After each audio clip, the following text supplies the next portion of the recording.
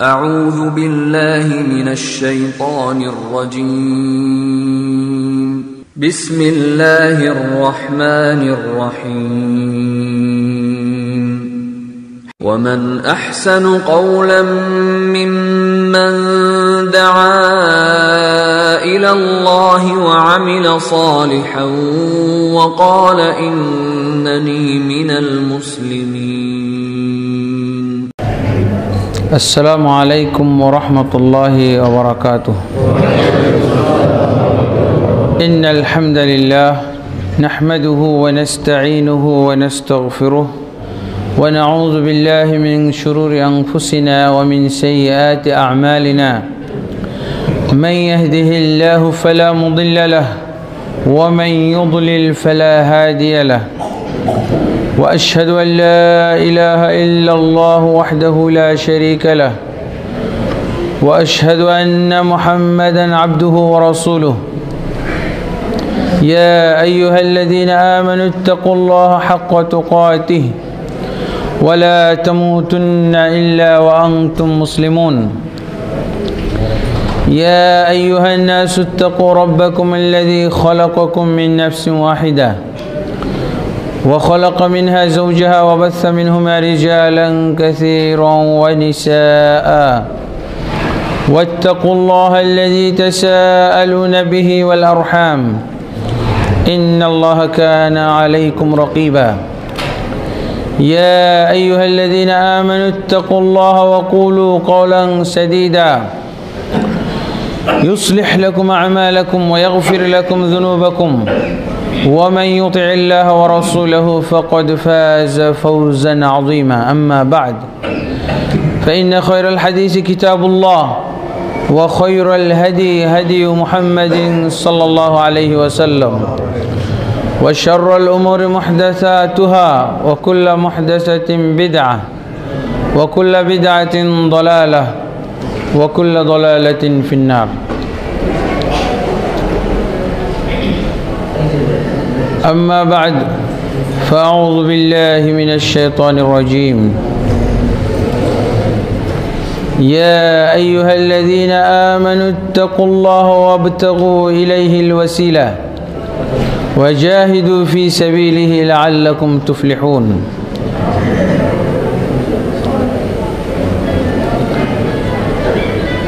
وقال سبحانه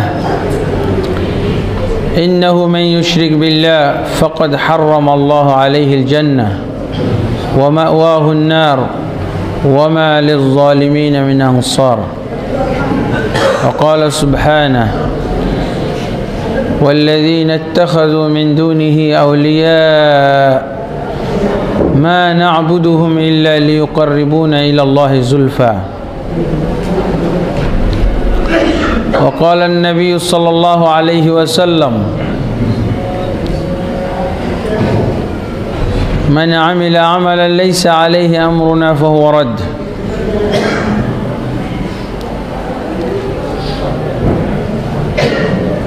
وقال النبي صلى الله عليه وسلم حين سئل أي الذنب أكبر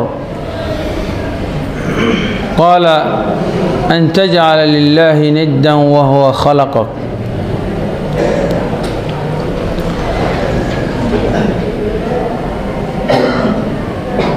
আলহামদুলিল্লাহ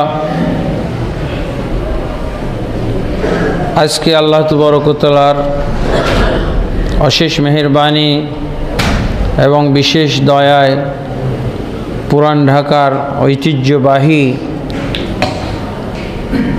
বাংলা দোয়ার মসজিদে আল্লাহ তাবারক ওয়া তাআলা আমাদেরকে দ্বীন ইসলামের গুরুত্বপূর্ণ কিছু বিষয় কোরআন এবং সুন্নাহর আলোচনা শোনার জন্য একত্রিত করেছেন। আল্লাহ তাবারক ওয়া তাআলা আমাদের সকলকে এই মাহফিলের ওসিলায় এই বৈঠকের ওসিলায় মাফ করে দিন এবং এই মাহফিলের ওসিলায় আমাদেরকে জান্নাত দান করুন এবং আমাদের সকলের জন্য জাহান্নামকে হারাম করে দিন। আল্লাহুম্মা আমিন। আল্লাহ তাবারক ওয়া তাআলার শুকরিয়ার পর নবী সাল্লাল্লাহু আলাইহি ওয়াসাল্লামের প্রতি সংক্ষিপ্ত দুরূদ খুতবা মাসনুনা পাঠ করার পর আমি আমার অন্তরের অন্তঃস্থল থেকে ধন্যবাদ জানাই এবং দোয়া জানাই ওই ভাইদেরকে যারা এই সুন্দর একটা অনুষ্ঠানের আয়োজন করেছেন। নিজেদের এবং অন্যান্য মুসলিম ভাইদের দিনী উন্নয়ন কল্পে, তাদের ইমানি উন্নয়ন কল্পে এরকম একটা অনুষ্ঠানের ব্যবস্থা করেছেন। বিশেষভাবে তাদের জন্য দোয়া করি আল্লাহ এই মাহফিলের সওয়াব দ্বারা তাদের নেকির পাল্লাকে ভারী করে দিন এবং তাদের জন্য জান্নাত ওয়াজিব করে দিন, জাহান্নাম থেকে নাজাত পাওয়ার ব্যবস্থা করে দিন। আল্লাহুম্মা আমিন।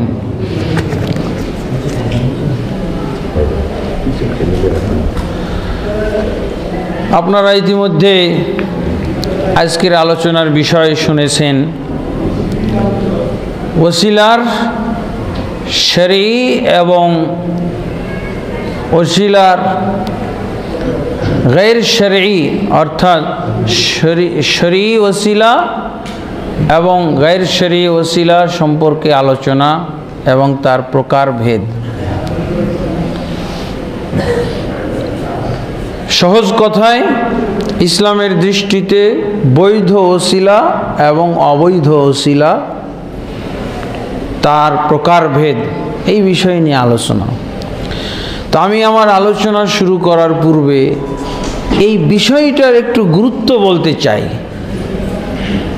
কি বুঝলাম আমরা এই বিষয় থেকে? এই বিষয়ে আলোচনা কেন হবে? কি প্রয়োজন? কেন এই বিষয়ে আলোচনার প্রয়োজন বোধ করলেন কর্তৃপক্ষ? আর আমরা কেন আসলাম এই বিষয়ে আলোচনা করতে? কেন আপনারা শুনতে এলেন? এই বিষয়ের একটু মূল্যায়ন, এই বিষয়টার একটু গুরুত্ব আপনাদের সামনে তুলে ধরি।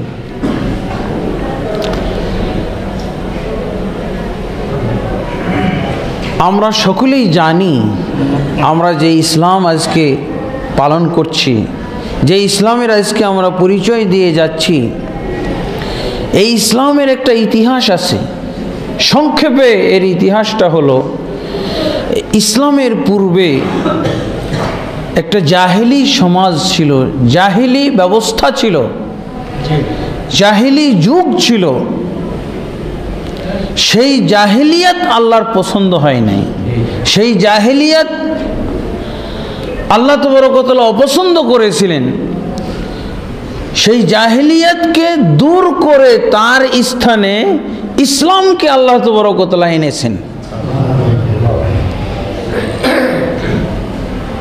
এবং এর জন্য আল্লাহ তাবারক ওয়া তাআলা যে ব্যবস্থাটা নিয়েছেন সেটা হলো কি, তিনি একজন নির্বাচিত ব্যক্তি প্রেরণ করেছেন, মুহাম্মদুর রাসূলুল্লাহ সাল্লাল্লাহু আলাইহি ওয়াসাল্লাম। তিনি হলেন দায়িত্বশীল কিসের? এই জাহেলি সমাজকে চেঞ্জ করার, জাহেলি ব্যবস্থাকে ধ্বংস করার জন্য এবং তার স্থলে ইসলামকে বিজয় করে দেওয়া, ইসলামকে আনা। ইনি হলেন দায়িত্বশীল। আর আল্লাহ তাবারক ওয়া তাআলা এর জন্য মুহাম্মদুর রাসূলুল্লাহ সাল্লাল্লাহু আলাইহি ওয়াসাল্লামকে যে ব্যবস্থা দিলেন, যার মাধ্যমে জাহিলিয়াত উৎখাত হবে। জাহিলিয়াত মানেই তো অজ্ঞতা, জাহিলিয়াত মানেই বর্বরতা, জাহিলিয়াত মানে হলো অন্ধকার। এই অজ্ঞতা এবং বর্বরতাকে দূর করার জন্য আল্লাহ তাবারক ওয়া তাআলা একটা জ্ঞানের গ্রন্থ দান করেছিলেন, জ্ঞানের গ্রন্থ। সেই গ্রন্থের নাম হলো আল কোরআনুল করিম। এখন আমাদের জানতে হবে জাহিলিয়াত কি জিনিস, জাহেলিয়াতের মোড়কে কি কি ছিল, জাহেলিয়াতের উপাদানগুলো কি ছিল, কি দিয়ে এই জাহেলি সমাজ গঠিত ছিল। যেমন ইসলাম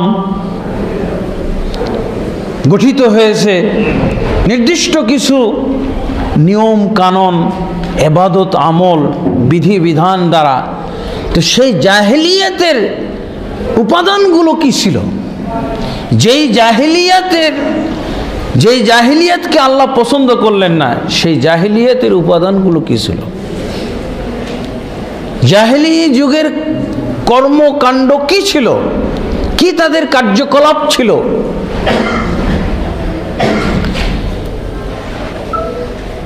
এগুলো যদি আমরা কোরআন এবং সুন্নাহ থেকে জানার চেষ্টা করি, তাহলে দেখা যাবে আজকে আমরা যে বিষয় নিয়ে আলোচনা করছি বা আলোচনা করতে যাচ্ছি, ওসিলা, তাওয়াসসুল এবং ওসিলা, এটা ছিল জাহেলিয়াতের অনেক আইটেমের মধ্যে একটা আইটেম।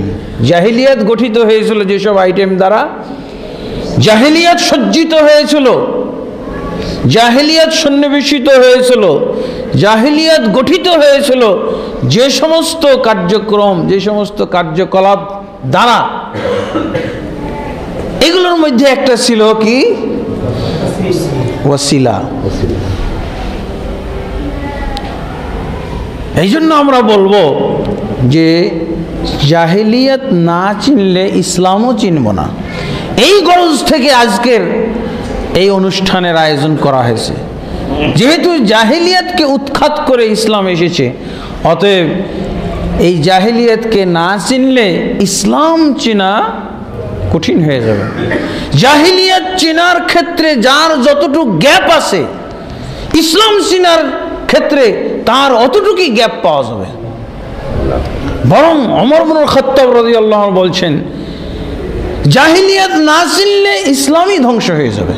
আল্লাহু আকবার। বিখ্যাত কথা। আমি যখনই ওমর ইবনে খাত্তাব রাদিয়াল্লাহু আনহু এই কথাটা উল্লেখ করতে যাই, তখন আমি বলি যে ওমর ইবনে খাত্তাব রাদিয়াল্লাহু আনহুর এই আসারটা, এই হাদিসটা স্বর্ণাক্ষরে লিখে স্টিকার বানিয়ে আমাদের বাংলাদেশের, আমাদের মুসলিম সমাজের একেবারে ফকির থেকে সর্বনিম্ন শ্রেণীর ব্যক্তি থেকে শুরু করে প্রেসিডেন্টের কপালে স্টিকার লাগিয়ে দেওয়া দরকার। ওমর ইবনে খাত্তাব রাদিয়াল্লাহু আনহু এই আসারটি তিনি কি বলছেন, লাতানকুদান্না উরাল ইসলামি উরওয়াতান উরওয়াতান ইযা নাশা ফিল ইসলামি মান লা ইয়ারিফুল জাহিলিয়া। অবশ্যই অবশ্যই ইসলাম ছিন্ন ভিন্ন হয়ে যাবে, ধ্বংস হয়ে যাবে, বিলীন হয়ে যাবে তখন যখন এই মুসলিম সমাজের মধ্যে এমন হতভাগা মুসলমানদের জন্ম হবে যারা জাহেলিয়াত কি চিনবে না। জাহেলিয়াত কি চিনবে না, তখনই ইসলাম ধ্বংস হয়ে যাবে। কারণ জাহেলিয়াতের মধ্যে অনেক কিছুই আছে।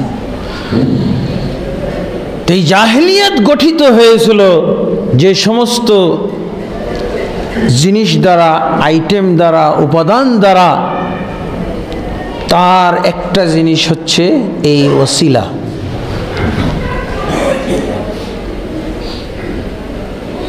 এর সম্পর্ক আছে শিরকের সাথে, এর সম্পর্ক আছে কুফরির সাথে।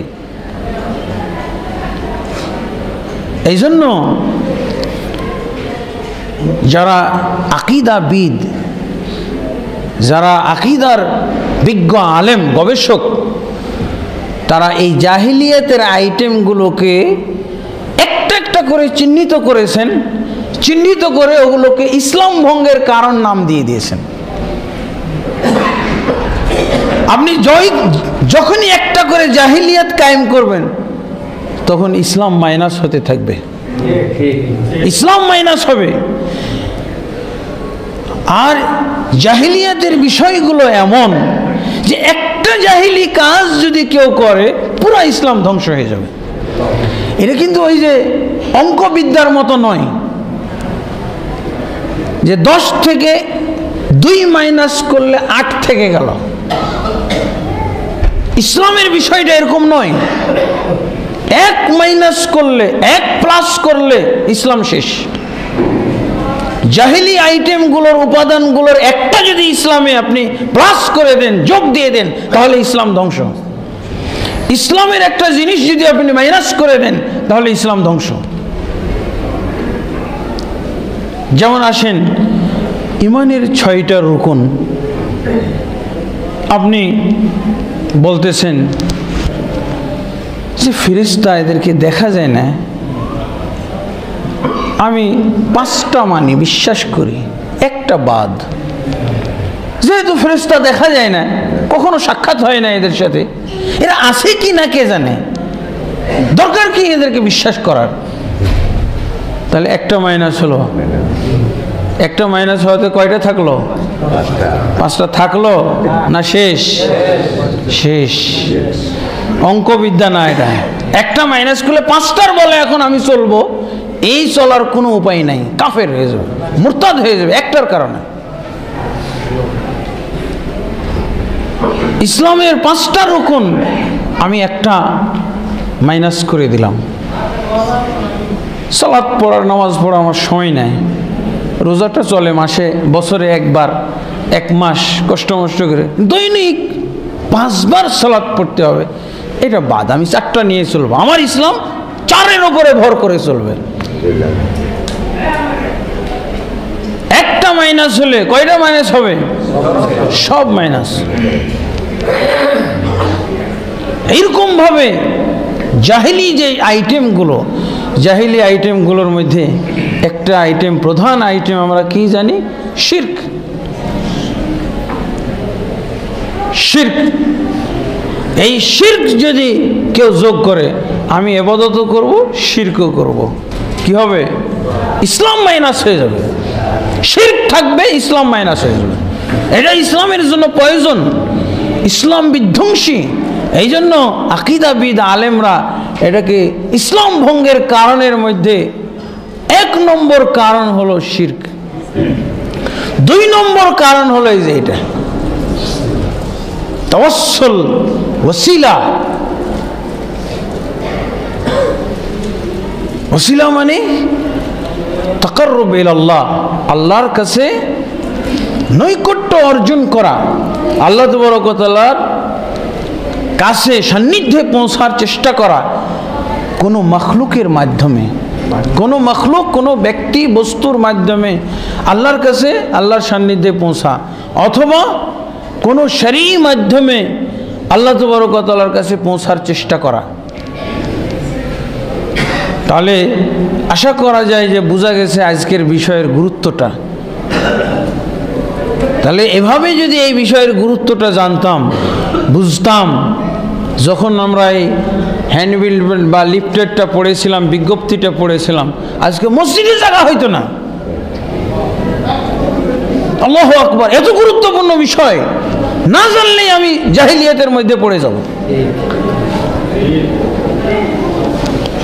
এই কারণেই আমার ভাইয়েরা যারা এটার আয়োজন করেছেন, কর্তৃপক্ষ, তারা হয়তো মুসলমানদের ইমানি উন্নয়নের জন্য, ইসলামী উন্নয়নের জন্য এই অনুষ্ঠানের ব্যবস্থা করেছে। আমরা সবাই তাদের জন্য দোয়া করব এবং তাদেরকে আমরা সহযোগিতা করব ইনশাআল্লাহ। আর তাদের কাছে আশা করব, আপনারা যখন এরকম একটা সুন্দর উদ্যোগ গ্রহণ করেছেন, এটা যেন বহাল থাকে। আহাব্বুল আমালি ইলাল্লাহি আদওয়ামুহা, আল্লাহ তাবারক ওয়া তাআলার কাছে সর্বোত্তম আমল হলো যেটা চলমান থাকে, গতিশীল থাকে, চলতে থাকে, শুরু হলো, অফ হয়ে গেল না। তা আল্লাহ তাবারক ওয়া তাআলা তাদেরকে তৌফিক দান করুন, আল্লাহুম্মা আমিন। এখানে ওসিলা শব্দটা কোরআন মাজিদের একটা শব্দ, কোরআন মাজিদে এই শব্দটা আছে। ইয়া আইয়ুহাল্লাযীনা আমানুত্তাকুল্লাহা ওয়াবতাগু ইলাইহিল ওয়াসিলা ওয়াজাহিদু ফি সাবিলিহি লাআল্লাকুম তুফলিহুন। সূরা আল মায়েদার 35 নম্বর আয়াত। এটা হলো ওসিলার একটা ডাইরেক্ট আয়াত, সরাসরি শব্দ আছে। ইমানদারদেরকে আল্লাহ লক্ষ্য করে বলছেন, ইয়া আইয়ুহাল্লাযীনা আমানু ইত্তাকুল্লাহ, হে ইমানদারগণ তোমরা আল্লাহকে ভয় করো, ওয়াবতাগু ইলাইহিল ওয়াসিলা, এবং তার কাছে তোমরা ওসিলা তালাশ করো,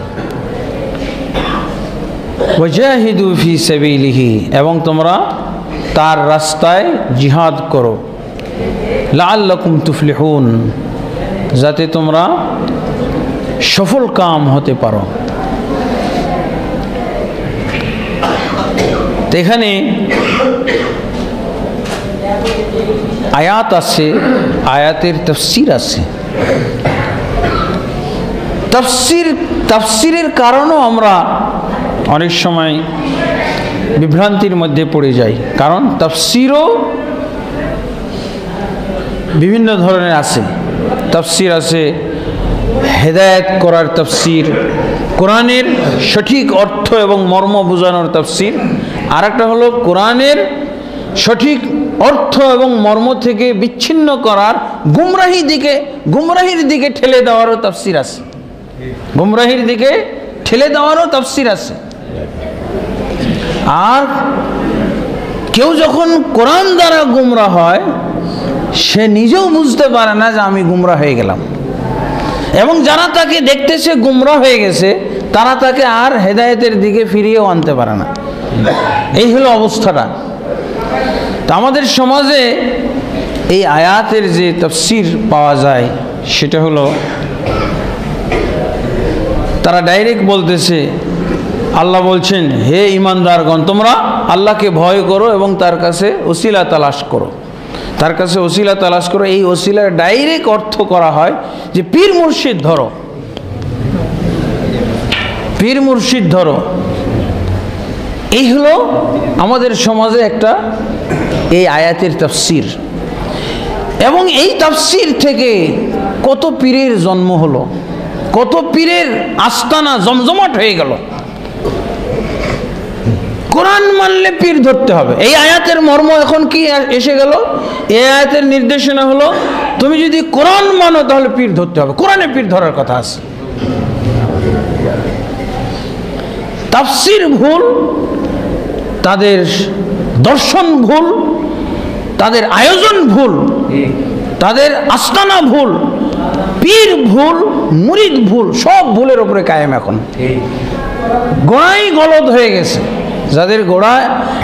এটা কি বলা হয়? কোরআন দ্বারা গুমরাহির পথ খুঁজে নেওয়া। কোরআন এসেছে হেদায়েতের জন্য, সূরা বাকারার প্রথম কথা, কিন্তু কি হয়ে গেল এখন? যখনই ওসিলা অর্থ আমি পীর মুর্শিদ ধরা তরজমা করলাম, তাফসীর করলাম, এবার এখান থেকে শুধু গুমরাহি আর গুমরাহির বাজার গরম। এখন এরা বুঝতেও পারতেছে না, মুরিদরা ওয়াজ শুনলো তো কোরআনের ওয়াজ, কোরআনে নাকি আছে, সূরা মায়েদার 35 নম্বর আয়াতে আছে পীর ধরতে হবে, মুর্শিদ ধরতে হবে। এই তো তখন বেচারারা পীর ধরে। পীর ধরা ছাড়া আল্লাহর কাছে পৌঁছা যাবে না, এই সব ব্যাখ্যা করা হয়। এরপরে কোরআনের অপব্যাখ্যা আর এর সাথে যোগ করে দেওয়া হয় জাল হাদিস, জাল হাদিস যোগ করে দেওয়া হয়। জাল মানে একেবারে বাঙালি জাল হাদিস, কতগুলো তো আরবি জাল হাদিস আছে, আর বাঙালি জাল হাদিস, বাঙালির জন্য বাঙালি জাল হাদিস, বাংলা ভাষায় জাল হাদিস। যার পীর নাই তার শির নাই, এটা কি বাঙালি জাল হাদিস? আয়াতের অপব্যাখ্যা, ভ্রান্ত তাফসীর, মন গড়া তাফসীর, আর এর সাথে বাঙালি জাল হাদিস। যার পীর নেই তার শির নেই, সমর্থন নেই এই আয়াত থেকে। আর এই হলো তাদের জাল হাদিস। যার পীর নেই তার পীর শয়তান, নাউজুবিল্লাহ। এই তো মানুষ দৌড় দিচ্ছে, সর্বনাশ, আমার মাথাই নাই, আমার নাজাত নাই। আল্লাহ বলছে আল্লাহর কাছে ওসিলা তালাশ করো, পীর মুর্শিদ না ধরলে তো ওসিলাই নাই, নাজাত পাবো কি করে? আর আমি ইবলিশের মুরিদ হয়ে গেলাম, ইবলিশের আমি অনুসারী হয়ে গেলাম পীর না ধরলে। বেচারার ছুটছে, পাগলের মতো ছুটতেছে। ওসিলা ছাড়া বাঁচা যাবে না। তো বন্ধুগণ, এই হলো ওসিলা সম্পর্কে আয়াত, এবং এই হলো তাদের আয়াত থেকে ভ্রান্তি। তারা আয়াত থেকে কি নিল? গুমরাহি নিল, হেদায়েত নয়। আল্লাহ যে কোরআনের মধ্যে বলেছেন কি, জালিকাল কিতাবু লা রাইবা ফীহি হুদাল লিল মুত্তাকিন, এটি এমন একটি গ্রন্থ যেই গ্রন্থ মধ্যে কোনো সন্দেহ নাই, সন্দেহের অবকাশ নাই। হুদাল লিল মুত্তাকিন, মুত্তাকিনদের জন্য হেদায়েত। কিন্তু এদের ক্ষেত্রে কি হয়ে গেল? এদের জন্য গুমরাহির কারণ হয়ে গেল, এদের জন্য বিভ্রান্তির কারণ হলো। এরা কোরআন দ্বারা এবার হয়ে গেল গুমরাহ।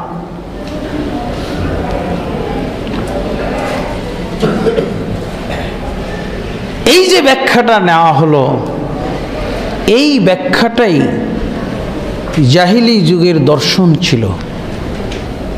জাহিলি যুগে ওরাও কিন্তু আল্লাহওয়ালা ছিল, ওরাও আল্লাহ পাবো কি করে, আল্লাহ পাবো কি করে, আল্লাহ পাবো কি করে, রাসূল পাবো ছিল না, কিন্তু আল্লাহ পাবো কি করে, কোথায় গেলে আল্লাহকে পাওয়া যাবে, এই টেনশন তাদের মাথায়ও ছিল।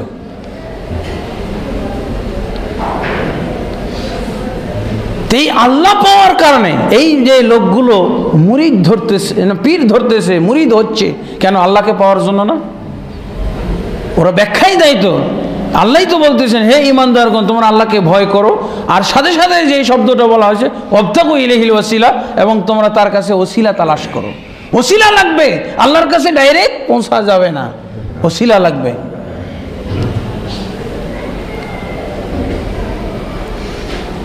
এই জাহিলি যুগের আল্লাহওয়ালাগুলো একই কারণে তারা ওসিলা তালাশ করতে গেছে। তাদেরও ওসিলা হলো এরকম সৎ ব্যক্তিরা, পরেজগার লোকেরা। কতগুলো পরেজগার লোকের নাম আল্লাহ উল্লেখ করেছেন সূরা নূহের 23 নম্বর আয়াতে। 5 জন পরেজগার লোকের নাম উল্লেখ করেছেন। সহিহ বুখারীতে ইবনে আব্বাস রাদিয়াল্লাহু আনহু থেকে বর্ণিত, কিতাবুত তাফসীর খুলে দেখবেন সূরা নূহের 23 নম্বর আয়াতে সহিহ বুখারীতে আছে ইবনে আব্বাস রাদিয়াল্লাহু আনহু থেকে এই আয়াতের তাফসীর, ওয়াকালু লা তাযারুন্না আলিহাতাকুম ওয়ালা তাযারুন্না ওয়াদ্দান ওয়ালা সুওয়া ওয়ালা ইয়াগুস ওয়া ইয়াউক ওয়া নাসরা। কয়টা নাম হলো? ওয়াদ, সুওয়া, ইয়াগুস, ইয়াউক, নাসর। 5 জন পরহেজগার লোকের নাম আছে। এই 5 জন পরহেজগার লোকের ওসিলা ধরে সর্বপ্রথম পৃথিবীতে শিরকের জন্ম হয়। শিরকের ইতিহাস, মূর্তি গড়ার ইতিহাস, মূর্তি পূজার ইতিহাস তৈরি হয় এই 5 জনকে কেন্দ্র করে। ওয়াদ, সুওয়া, ইয়াগুস, ইয়াউক, নাসর, 5 জনের নাম। আল্লাহ তাবারক ওয়া তাআলা এই 5 জন পরহেজগার লোককে, এই 5 জন পরহেজগার লোকের ওসিলা ধরে যেই শিরকের উদ্ভব ঘটলো, এখান থেকেই প্রয়োজন পড়ে গেল নূহ আলাইহিস সালাতু ওয়াস সালামকে প্রেরণ করার। একজন নবীর 3টা যুগ হয়। একটা হলো তার পরিবেশ সৃষ্টিকারী যুগ। মানুষ গুমরা না হলে নবী আসবে কেন? গুমরা না হলে মানুষ নবী আসবে কেন? তাহলে ওই নবীর গুমরাহ পার্টি, গুমরাহ কওম, যারা নবী আসার পরিবেশ সৃষ্টি করেছে, এই 5 জনকে কেন্দ্র করে নবী আসার পরিবেশ সৃষ্টি হলো। ইবনে আব্বাস রাদিয়াল্লাহু আনহু বলছেন, হাউলাই আসমাউ রিজালিন সালিহিন। এই 5টা নাম হলো 5 জন সৎকর্মশীল বান্দার নাম, যারা নূহ নবীর কওম ছিল। নূহ নবীর কোন কওম? পূর্বের কওম, যাদেরকে কেন্দ্র করে পরবর্তীতে নূহ আলাইহিস সালাতু ওয়াস সালামের আসার পরিবেশ সৃষ্টি হলো। 5 জন লোক মৃত্যুবরণ করলো। এরাই ওয়াজ নসিহত করত, এরাই মানুষকে দিন ধর্মের কথা শোনাইতো, শিখাইতো। পর্যায়ক্রমে তারা 5 জন মৃত্যুবরণ করলো, আর কোনো হেদায়েত করার লোক অবশিষ্ট থাকলো না। লোকদের ভিতরে একটা ধর্মীয় ক্ষেত্রে স্থবিরতা লক্ষ্য করা গেল, অলসতা, অনাগ্রহতা, পিছপা, এরকম দেখে ইবলিস তাদের কাছে আসলো, এসে বলতে লাগলো, কি হলো আপনাদের কি হলো? আপনারা ধর্মীয় ক্ষেত্রে এত অলস হয়ে গেলেন কেন? এত আপনাদেরকে নিরুৎসাহিত মনে হচ্ছে কেন? ধর্মে কর্মে তো আপনারা শিথিল হয়ে গেলেন কেন?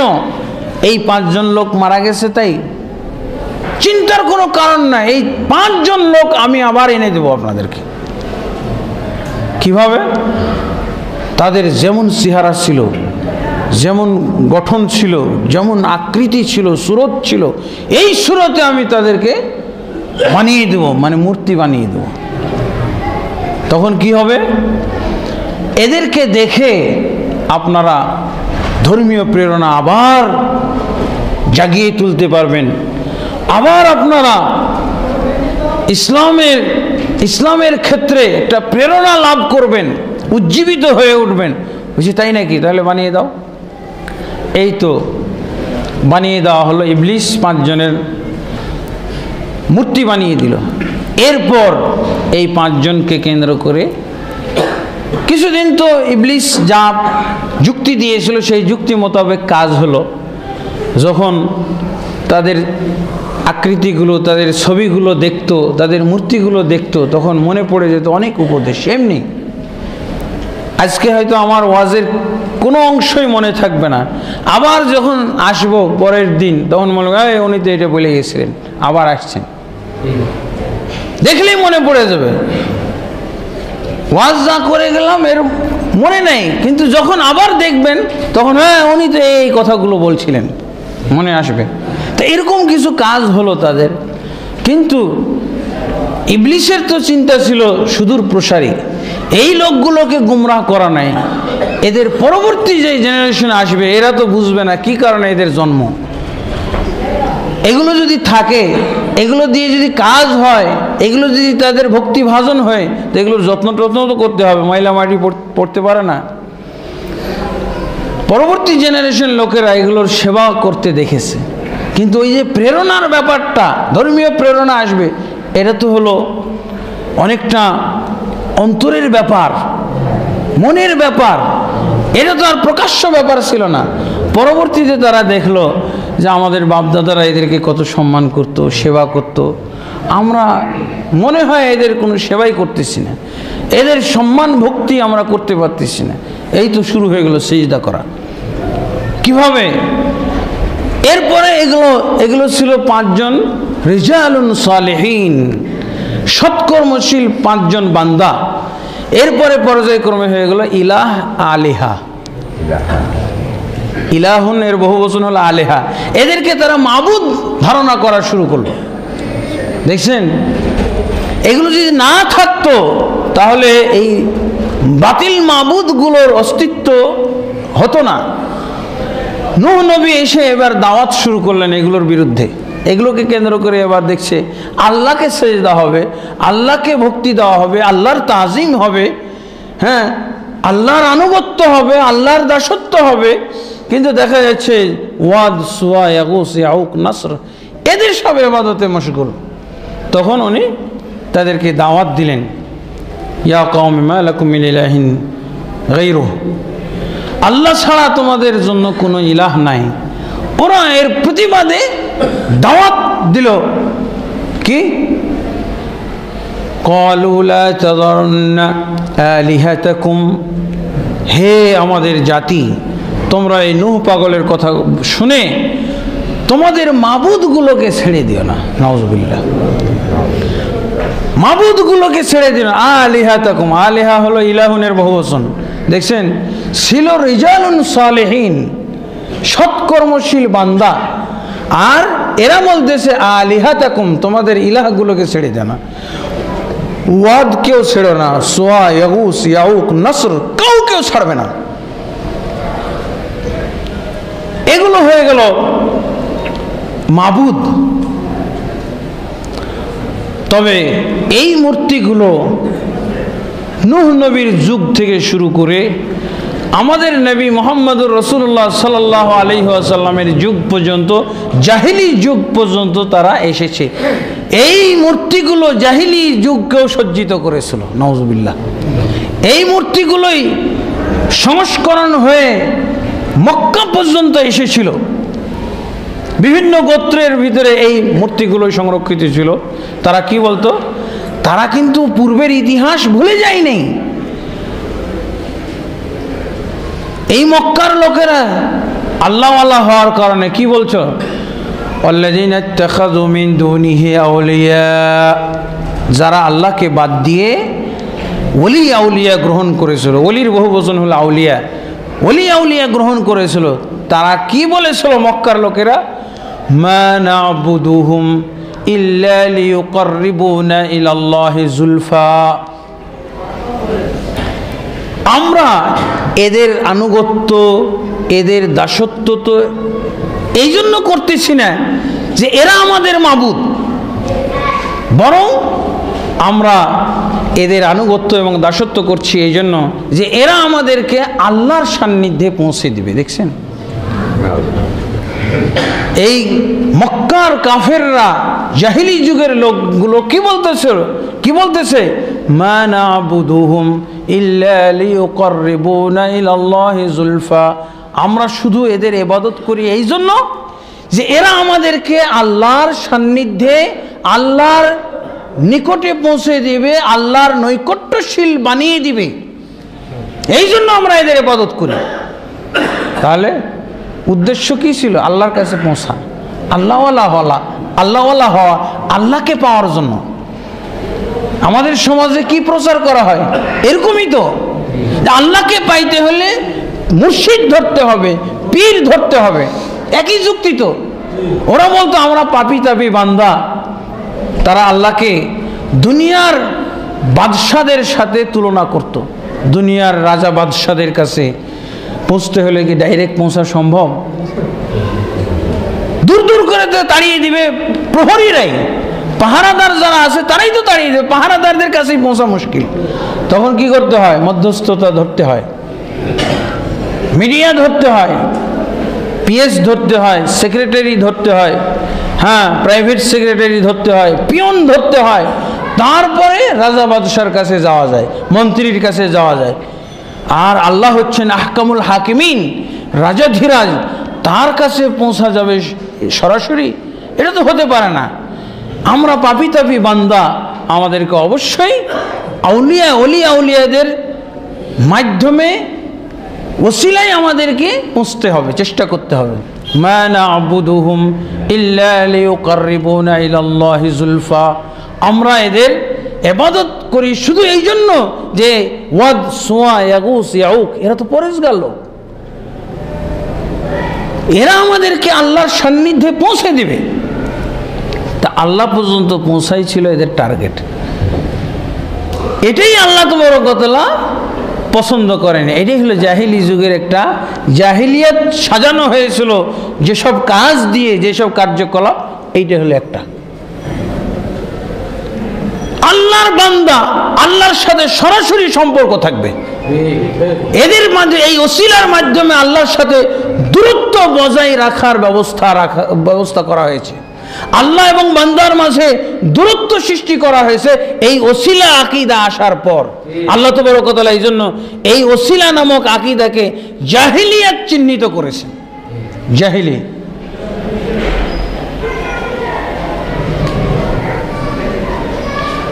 তারপরে তারা আরো কি বলতো? ওয়ায়াবুদুনা মিন দুনিল্লাহি মা লা ইয়াযুররুহুম ওয়া লা ইয়ানফাউহুম ওয়া ইয়াকুলুনা হাউলাই শুফাউনা ইনদাল্লাহ, এবং যাদের উপকার করারও ক্ষমতা নাই তাদেরকে তারা ইবাদত করত শুধু কি কারণে? ইয়াকুলুনা হাউলাই শুফাউনা ইনদাল্লাহ, এরা আমাদের জন্য আল্লাহর কাছে সুপারিশকারী। তাহলে আল্লাহই তো চিন্তা, তারা আল্লাহর কাছে পৌঁছায় উদ্দেশ্য, কিন্তু এরা হবে আল্লাহর কাছে সুপারিশকারী। আল্লাহর কাছে সুপারিশ না করলে আমরা নাজাত পাবো না। এই হলো জাহিলি যুগের লোকদের আকীদা, বিশ্বাস। সুপারিশকারী ধরতে হবে, এটি হলো ওসিলা। আল্লাহর সান্নিধ্যে পৌঁছে দিতে হবে। পৌঁছানোর জন্য আল্লাহর ওলিদের দরকার আছে। এই হলো আকীদা। এই আকীদাগুলো জাহিলি যুগের আকীদা। লা হাওলা ওয়ালা কুওয়াতা ইল্লা বিল্লাহ। দেখেন ওমর ইবনুল খাত্তাব রাদিয়াল্লাহু আনহু যা বলেছিলেন, যারা জাহিলিয়াত চিনবে না তাদের যারা ইসলাম ধ্বংস হয়ে যাবে। আজকে দেখেন এটাই যে একটা জাহিলি যুগের আকীদা, জাহিলি যুগের উপাদান, জাহিলিয়াতের একটা আইটেম, এটা যদি এই পীর মুর্শিদের লোকেরা এবং তাদের দালালরা, তাদের সেলারা জানতো, তাহলে এই আকীদা, এই সিস্টেম আবিষ্কার করার আগে মাথায় আসার সাথে সাথে তওবা ইস্তেগফার করে তারা নিবৃত হতো, বিরত হতো।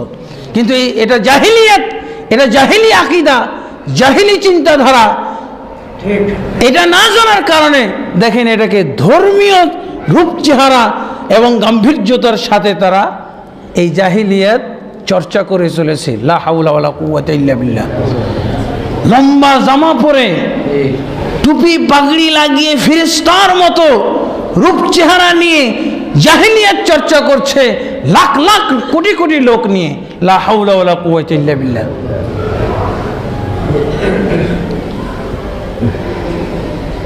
তাহলে বলেন, ওরা যদি এই ওসিলায় বিশ্বাসী, আর একটা ওসিলা, আর একটা শব্দ আছে আরবি ভাষায় ওয়াসিতা। ওয়াসিতা মানে মধ্যস্থতাকারী, আল্লাহ তাবারক ওয়া তাআলার সাথে সংযোগ সৃষ্টিকারী, সান্নিধ্যে পৌঁছে দেওয়ার ব্যবস্থা, এগুলোকে বলা হয় ওসিলা, এগুলোকে বলা হয় ওয়াসিতা। এবার স্পষ্ট হয়েছে আশা করি। এই যে যারা বাইতুল্লাহ চিনত না, বাইতুল্লাহর তাদের কাছে অত্যন্ত মর্যাদা ছিল। জাহেলি যুগের লোকেরা আল্লাহর ঘরকে এত মর্যাদা দিত, এত সম্মান করত, যে রাসূলুল্লাহ সাল্লাল্লাহু আলাইহি ওয়াসাল্লাম এদের সম্মান বোধের ঠেলায়, এদের সম্মান বোধের কারণে বাইতুল্লাহ শরীফকে, বাইতুল্লাহকে নবী ইব্রাহিম আলাইহিস সালাতু ওয়াস সালামের ভিত্তির উপরে তৈরি করতে পারে নাই। সহিহ বুখারীতে হাদিস আছে, রাসূলুল্লাহ সাল্লাল্লাহু আলাইহি ওয়াসাল্লাম আয়েশাকে বলছেন, ইয়া আয়েশাতু লাউলা কওমুকি হাদিসু আহাদিন বিকুফরিন লাহাদ্দামতুল কাবাতা ওয়া বানাইতুহা আলা বিনা ইব্রাহিম। হে আয়েশা, তোমার এই জাতি যদি সদ্য কুফর ত্যাগকারী না হতো, নও মুসলিম না হতো, তাহলে আজকে আমি এই কাবা ঘরকে ভেঙে ফেলতাম।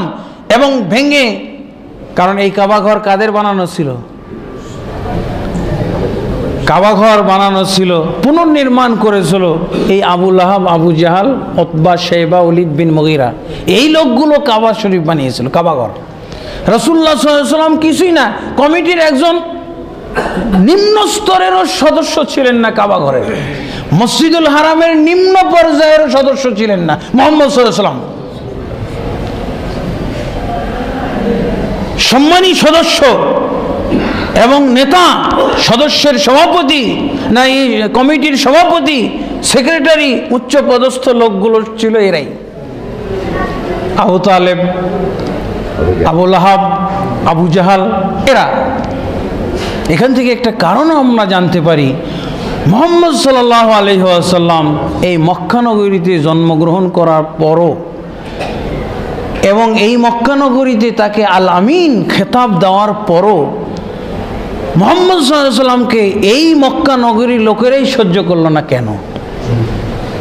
এখানে কিন্তু একটা গূঢ় রহস্যের ব্যাপার আছে। কেন মুহাম্মদ সাল্লাল্লাহু আলাইহি ওয়াসাল্লামের কথা, দাওয়াত তারা গ্রহণ করলো না কেন? না করার কারণটাই ছিল এই যে এই মুহাম্মদ সাল্লাল্লাহু আলাইহি ওয়াসাল্লাম আমাদেরকে আল্লাহ চিনাইতেছে। বাইতুল্লাহর লোক আমরা, আল্লাহর ঘরের কমিটির লোক আমরা, সদস্য আমরা, বাইতুল্লাহ নির্মাণ করলাম আমরা, মসজিদুল হারাম নির্মাণকারী আমরা। মুহাম্মদ সাল্লাল্লাহু আলাইহি ওয়াসাল্লাম নিম্ন পর্যায়ের একজন সদস্য না, প্রাথমিক সদস্যও না। ও আমাদেরকে আল্লাহ চিনাবে? এটা হইতে পারে না। ওর কাছে আমরা আল্লাহ চিনিয়ে নিব না। আমরা আল্লাহকে ভালোই চিনি, নাহলে আল্লাহর ঘরটা রাখতো না, তাহলে তো আল্লাহর ঘরটাই রাখতো না, ভেঙে ফেলতো যদি আল্লাহ না চিনল। তারা আল্লাহ চিনত, বাইতুল্লাহর সম্মান করত। দেখছেন মক্কা বিজয় হয়ে গেছে, তারপরও মুহাম্মদ সাল্লাল্লাহু আলাইহি ওয়াসাল্লাম সাহস পাচ্ছেন না। তারা যখন বাইতুল্লাহ নির্মাণ করেছিল, এই বাইতুল্লাহ নির্মাণ করে তখন মানে বাইতুল্লাহ তো নির্মাণ করার প্রয়োজন পড়েছিল, জীর্ণ শীর্ণ হয়ে গেছে, যে কোনো সময় বিধ্বস্ত হয়ে পড়ে যাবে। তো তারা মনে করলো যে এই বাইতুল্লাহর ঘরের ইট পাথরগুলো খুলে খুলে আবার আলাদা করি, খুলে ফেলি, ভেঙে ফেলি, নতুন করে নির্মাণ করি। এবং নতুন করে নির্মাণ করতে যে তারা শর্ত দিয়েছিল যে মক্কাবাসী, মক্কা নগরীর অধিবাসীরা, বাইতুল্লাহর অধিবাসীরা, তোমরা এই বাইতুল্লাহ নির্মাণের জন্য শুধু হালাল টাকা থেকে চাঁদা দাও। এই হালাল টাকার অভাব ছিল ওই সমাজে, হারাম টাকার অভাব ছিল না, হালাল টাকা। শর্ত দিল, জাহিলি সমাজের লোক শর্ত দিল যে হালাল টাকা দিয়ে বাইতুল্লাহ নির্মাণ করে। আল্লাহর ঘর, আল্লাহর ঘরের পবিত্রতা রক্ষার জন্য অবশ্যই হালাল টাকা দিয়ে এটা নির্মাণ করতে হবে। যেই শর্তটা আজ মুসলমানরা করে না। আবু জাহাল করেছিল, আবু লাহাবের মতো করে লোক করেছিল, আবু তালেবের মতো করেছিল। আজকাল এটা আমরা করি না। একটা মাইক রাস্তার সামনে লাগিয়ে দিই, একজন হুজুর বসিয়ে দিই, বাস দাও দাও, খালি দাও, হিন্দু দাও, মুসলমান দাও, হালাল দাও, হারাম দাও, সব দাও, সব চলবে। সবচেয়ে বড় ঘুষখোর, সবচেয়ে বড় ধনী, তার কাছে মসজিদের চাঁদা নিতে যায়, সাহস করে হুজুর বলেও না, ইমাম সাহেব বলেও না যে মার্চেন্ট সাহেব আপনার হালাল টাকা থেকে মসজিদে কিছু দেন। যদি দূর দূর করে তাড়িয়ে দেয়, বলার দরকার নেই, টাকা পাওয়াই দরকার। কিন্তু জাহেলি যুগের লোক কত তারা নীতিমান, আল্লাহর ঘর, আল্লাহর ঘরের পবিত্রতা বুঝতো। আজ আমরা পবিত্রতা বুঝি? তারা পবিত্রতা বুঝে শর্ত করলো হালাল টাকা ছাড়া নেওয়া হবে না। হালাল টাকা তারা সর্বোচ্চ চাঁদা দিয়ে জমা করে দেখা গেল যে কাবা ঘরের যে এরিয়ার উপরে কাবা ঘর ছিল, আবার ওই এরিয়ার উপরে কাবা ঘর নির্মাণ করলে কুলাবে না, ওয়াল হবে, ছাদ হবে না, তো ঘরই তো হলো না। তখন তারা গবেষণা করলো, জাহিলি যুগের লোক গবেষণা করলো যে তাহলে এক কাজ করা যায়, উত্তর দিক থেকে একটা অংশ বাদ দিয়ে দিই, 3 ভাগের 1 ভাগ বাদ দিয়ে দিই, কারণ আমাদের হালাল টাকা নাই। তারপরও তারা শর্ত শিথিল করে নাই, শর্ত কুলাচ্ছে না, দাও যে যা পারো দাও, যেমন ভাবে আমরা চাঁদা উঠাই, যে যা পারেন দেন, এই শর্ত তারা হালকা করে নাই। তারপরও দরকার হলে বাদ দিয়ে দিবে, বাদ দিয়ে দিয়েছে। আজও কাবা শরীফ নিজে সাক্ষী, আপনারা প্রায় সব লোকই এখানে হজ করা লোক। হ্যাঁ, উত্তর পাশে একটা জায়গা শুধু বাউন্ডারি দেওয়া আছে, এই বাউন্ডারি এলাকাটা হলো কাবা ঘরের এরিয়া। এই বাউন্ডারি পিছন দিক দিয়ে না তোয়াফ করলে তোয়াফ হবে না। আল্লাহ রাসূল সাল্লাল্লাহু আলাইহি ওয়াসাল্লাম বলছেন, আয়েশা তোমার যদি কাবা ঘরের ভিতরে সালাত পড়ার ইচ্ছা জাগে তাহলে এই বাউন্ডারির মধ্যে পড়ো, এটাই কাবা শরীফের অংশ। তোমার জাতি হালাল টাকা কুলাই নাই, তাই এই অংশটা পরিত্যাগ করেছে, রেখে দিয়েছে। তারা এই অংশের উপরে শুধু ঘর নির্মাণ করেছে, একটা অংশ বাদ দিয়ে দিয়েছে। আজও কাবা শরীফ কি সাক্ষী হয়ে আছে যে এই হালাল টাকার অভাবে এরা পুরা এরিয়ার উপরে কাবা ঘর নির্মাণ করে নাই। এই জন্যই রাসূলুল্লাহ সাল্লাল্লাহু আলাইহি ওয়াসাল্লাম যখন মক্কা বিজয় হয়ে গেল, তখন আল্লাহ রাসূল সাল্লাল্লাহু আলাইহি ওয়াসাল্লাম বললেন, আয়েশা উনি তো জানতেন যে এরা কাবা ঘরকে প্রাণের চেয়েও বেশি ভালোবাসে। এই জন্য আল্লাহ রসুল সাহস পেলেন না, কি বললেন, শুধু আকাঙ্ক্ষা পোষণ করলেন, তোমার জাতি যদি নৌ মুসলিম না হতো, সদ্য কাফের থেকে ফিরে না আসতো, কুফরি ত্যাগকারী না হতো, তাহলে আমি কাবা ঘরকে আবার ভেঙে ফেলে আমার আদি পিতা ইব্রাহিম আলাইহিসসালাতু ওয়াস সালামের ভিত্তির উপরে আমি কাবা ঘরটাকে গড়ে তুলতাম। আল্লাহু আকবার। কিন্তু কাবা ঘর ভেঙে ফেলেছে মুহাম্মদ, এই কথা মনে করে যদি তারা নৌ মুসলিমরা ঈমান ত্যাগ করে, আবার যদি আমাকে ত্যাগ করে মুরতাদ হয়ে যায়, এটা তো আরেক বিপদ হয়ে যাবে। তো থাক, বাদ দিয়ে দিলাম। আল্লাহ রাসূল সাল্লাল্লাহু আলাইহি ওয়াসাল্লাম এই জন্য কাবা ঘর আর ইব্রাহিম নবীর ভিত্তির উপরে গড়ে তুললেন না, ওই অবস্থায় রয়ে গেছে। আব্দুল্লাহ বিন জুবাইর করেছিলেন, কিন্তু আব্দুল মালিক ইবনে মারওয়ান আবার এসে ভেঙে ফেলেছেন তার অজ্ঞতার কারণে। এই তামান্নাটা আল্লাহ রসুলের এই আকাঙ্ক্ষা অনুযায়ী আব্দুল্লাহ বিন জুবাইর যখন ক্ষমতায় আসলেন তখন উনি ভেঙে ফেলে ইব্রাহিম নবীর ভিত্তির উপরে গড়ে তুলেছিলেন। কিন্তু আব্দুল মালিক ইবনে মারওয়ান তার অজ্ঞতার কারণে তিনি মনে করেছেন আব্দুল্লাহ বিন জুবাইর এটা কাবা ঘরের সাথে একটা বেয়াদবি করেছে ক্ষমতায় থেকে, হ্যাঁ, সে আবার ভেঙে ফেলে ওই জাহিলি যুগের ভিত্তির উপরে আবার গড়ে তোলে। এই অবস্থায় এখনো আছে। পরবর্তীতে সে যখন হাদিস পেয়ে যায়, আল্লাহ রসুল সাল্লাল্লাহু আলাইহি ওয়াসাল্লামের হাদিসটা এই যে আকাঙ্ক্ষা করেছিলেন আয়েশা রাদিয়াল্লাহু আনহাকে বলেছিলেন, তখন উনি আফসোস করেছিলেন যে আব্দুল্লাহ বিন জুবাইর কতই না ভালো কাজ করেছিলেন, যদি এই হাদিস আমি তখন জানতাম তখন আমি কখনোই এই কাবা ঘরকে ভেঙে আবার জাহিলি যুগের ভিত্তির উপরে গড়ে তুলতাম না। তিনি আফসোস করেছিলেন, কিন্তু করার কিছু না। ইমাম মালিক রাহিমাহুল্লাহ কাছে ফতোয়া চেয়েছিলেন যে এখন আবার আমার ইচ্ছা হচ্ছে যে এটাকে ভেঙে ফেলে ওই নবী সাল্লাল্লাহু আলাইহি ওয়াসাল্লাম যেই ভিত্তির উপরে করতে চেয়েছিলেন এই ভিত্তির উপরে আবার কায়েম করে দেব। তখন ইমাম মালিক বলেছিলেন যে দেখেন, এটা একটা ফ্যাশন হয়ে যেতে পারে, খলিফাদের একটা ফ্যাশনে পরিণত হতে পারে, তাদের একটা কি বলে গৌরবের বিষয় হয়ে যেতে পারে, যে যখন ইচ্ছা তখন ভেঙে ফেলবে। কেউ বলবে যে আমি সুন্দর করে বানাবো, এটা তো সুন্দর দেখা যায় না, কেমন অগোছল অবস্থায়, পাথরগুলো কোনো ডিজাইন নাই, সুন্দর নাই, এরকমও কেউ করতে পারে। কাজেই আপনি আর হাত দিয়েন না, যা হয়েছে হয়েছে। রসুলের যুগের মতো তো আছে, রসুল সাল্লাল্লাহু আলাইহি ওয়াসাল্লাম এই অবস্থায় তো দেখেছেন, এই অবস্থায় তো তওয়াফ করেছেন। বন্ধুগণ, এই যে প্রাণের কাবা ঘর, এই জাহিলি যুগের লোকদের যারা এত মহব্বত করত, এই লোকগুলো দেখেছিল যে এই কাবা ঘরের মানান হলো এই ওলি আল্লাহদের মূর্তিগুলো। কাবা ঘরে তারা এই জন্য এই ওলি আল্লাহ, যেহেতু আল্লাহর কাছে পৌঁছাই যাবে না এদের ওসিলা ছাড়া, তো এদেরকে তাহলে কাবা ঘরেই রাখা হোক। আমরা আল্লাহর কাছে পৌঁছতে চাই আর আল্লাহর ঘরেই এইসব ওসিলা রাখতে চাই। এরা ওসিলা ছিল, নাউজুবিল্লাহ, মা না'বুদুহুম ইল্লা লিয়ুকাররিবুনা ইলাল্লাহি যুলফা। বন্ধুগণ, তাহলে এবার আমরা জানতে পারছি যে ওসিলার যেটা প্রথম এবং জাহিলি চেহারা, সেটা হলো অবৈধ ওসিলা, সেটা হলো জাহিলি ওসিলা, সেটা হলো শিরকি ওসিলা। তাহলে আমরা ওসিলা যেহেতু মাধ্যমকে বলা হয়, মাধ্যম তো সবই খারাপ হবে, সবই অবৈধ হবে তা তো না। আমরা ইবাদতের মাধ্যমে জান্নাতে যেতে চাই, আমরা ঈমান এবং ইবাদতের মাধ্যমে আল্লাহর সান্নিধ্য, আল্লাহর নৈকট্য অর্জন করতে চাই, বেশি বেশি নফল সালাতের মাধ্যমে আল্লাহর নৈকট্য অর্জন করতে চাই, তো এটাও তো একটা মাধ্যম। তাহলে বুঝাই যাচ্ছে যে এই ওসিলা বা মাধ্যম এই বিভিন্ন ধরনের হইতে পারে, শরীয়ত সম্মত, শরীয়ত গর্হিত। তো শরীয়ত সম্মত ওসিলায়, শরীয়ত গর্হিত ওসিলায় আমরা এখন আসি। তাহলে ওসিলাকে আমরা দুই ভাগে বিভক্ত করতে পারি। প্রথমত, এক নম্বর হলো শরীয়ত গর্হিত ওসিলা, কারণ এটারই জন্ম আগে। এই জন্য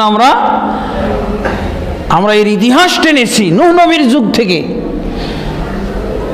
ইবনে আব্বাস রাদিয়াল্লাহু আনহু বলছেন, কানা বাইনা আদম ওয়া নূহ আলাইহিস সালাতু ওয়াস সালাম 10 কুরুন কুল্লুহুম আলাল ইসলাম। নূহ, আদম থেকে শুরু করে নূহ নবী পর্যন্ত, নূহ নবীর সেই যুগ পর্যন্ত, যেই যুগ পর্যন্ত কোনো শিরক এবং কুফরির উদ্ভব হয় নাই, সেই যুগের কথা বলতেছেন। 10 কুরুন, 1000 বছর অতিবাহিত হয়েছিল। আদম থেকে নিয়ে 1000 বছর পর্যন্ত কোনো শিরক কুফরির লেশ ঘেঁষ দুনিয়াতে ছিল না, শুধু ইসলাম আর ইসলাম। এরপরে এই 5 জন ব্যক্তিকে কেন্দ্র করে সর্বপ্রথম শিরক এবং শিরকি ওসিলা উদ্ভব ঘটে, যেটা সূরা নূহের 23 নম্বর আয়াত এবং তার সহিহ বুখারী থেকে যে তাফসীর পাওয়া গেল ইবনে আব্বাস রাদিয়াল্লাহু থেকে বর্ণিত এখান থেকে। তাহলে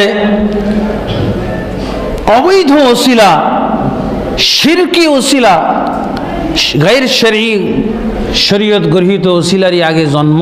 এই জন্য আমরা এই ওসিলারই প্রকারভেদগুলো আপনাদের সামনে আগে ব্যাখ্যা করতেছি। শরীয়ত গৃহীত গায়র শরঈ ওসিলা 3 ভাগে বিভক্ত। কয় ভাগে বিভক্ত? 3 ভাগে বিভক্ত। 1 নম্বর হলো শিরকি ওসিলা।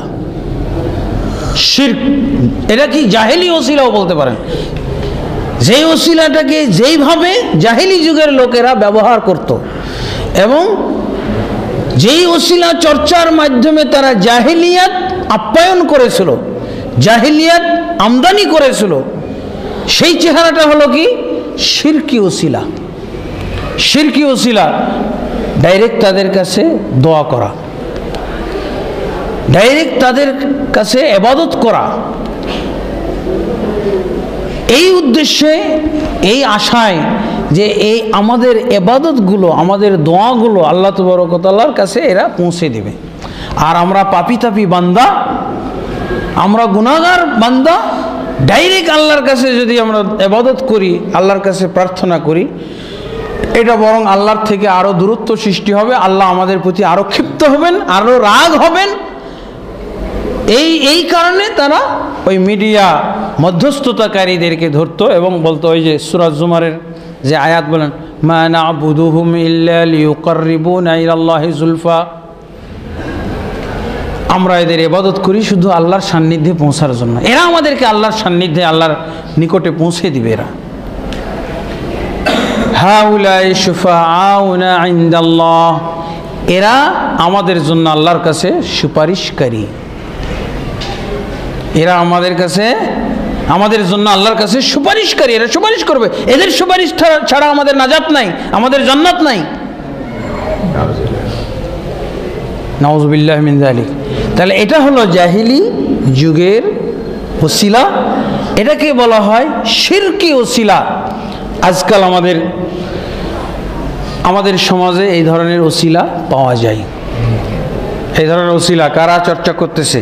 ওই যে বলতেছে, যারা ডাইরেক্ট খাজাকে ডাকে, বাবাকে ডাকে, কেউ ফিরে না খালি হাতে, খাজা তোমার দরবার হতে, নাউজুবিল্লাহ। এই যে খাজাকে ডাকে, বাবাকে ডাকে, দেখেন বাবার কাছে তারা চায়। দেখেন মাজার এবং কবর, দরবার, দরগাহগুলোতে আমরা দেখছি, এখানে যে এই যে গোলাপশার মাজার, এখানেই দেখেছি দৃশ্যটা দাঁড়িয়ে দাঁড়িয়ে। শাহ আলী বগদাদির মাজারে দেখছি দোয়া করতেছে, চোখ বন্ধ করে একাগ্রতার সাথে দোয়া করতেছে। কার কাছে? এটা আল্লাহর কাছে নয়, গায়রুল্লাহর কাছে দোয়া করতেছে। একেবারে মাটিসার অবস্থা, তার হয়তো হাড় হাড্ডিও মাটি হয়ে গেছে, নিশ্চিহ্ন হয়ে গেছে।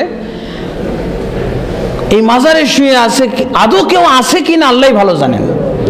আর থাকলেই বা লাভ কি? ও তো মাটি, মাটি হইতে সৃষ্টি হয়েছে, মাটি হয়ে গেছে। আবার এখানে একাগ্রতার সাথে দোয়া করতেছে, বাবা একটা সন্তান দাও, বাবা চাকরি দাও, বাবা রোগ মুক্তি দাও, বাবা অমুক দাও, তমুক দাও, বাবা সন্তান দাও।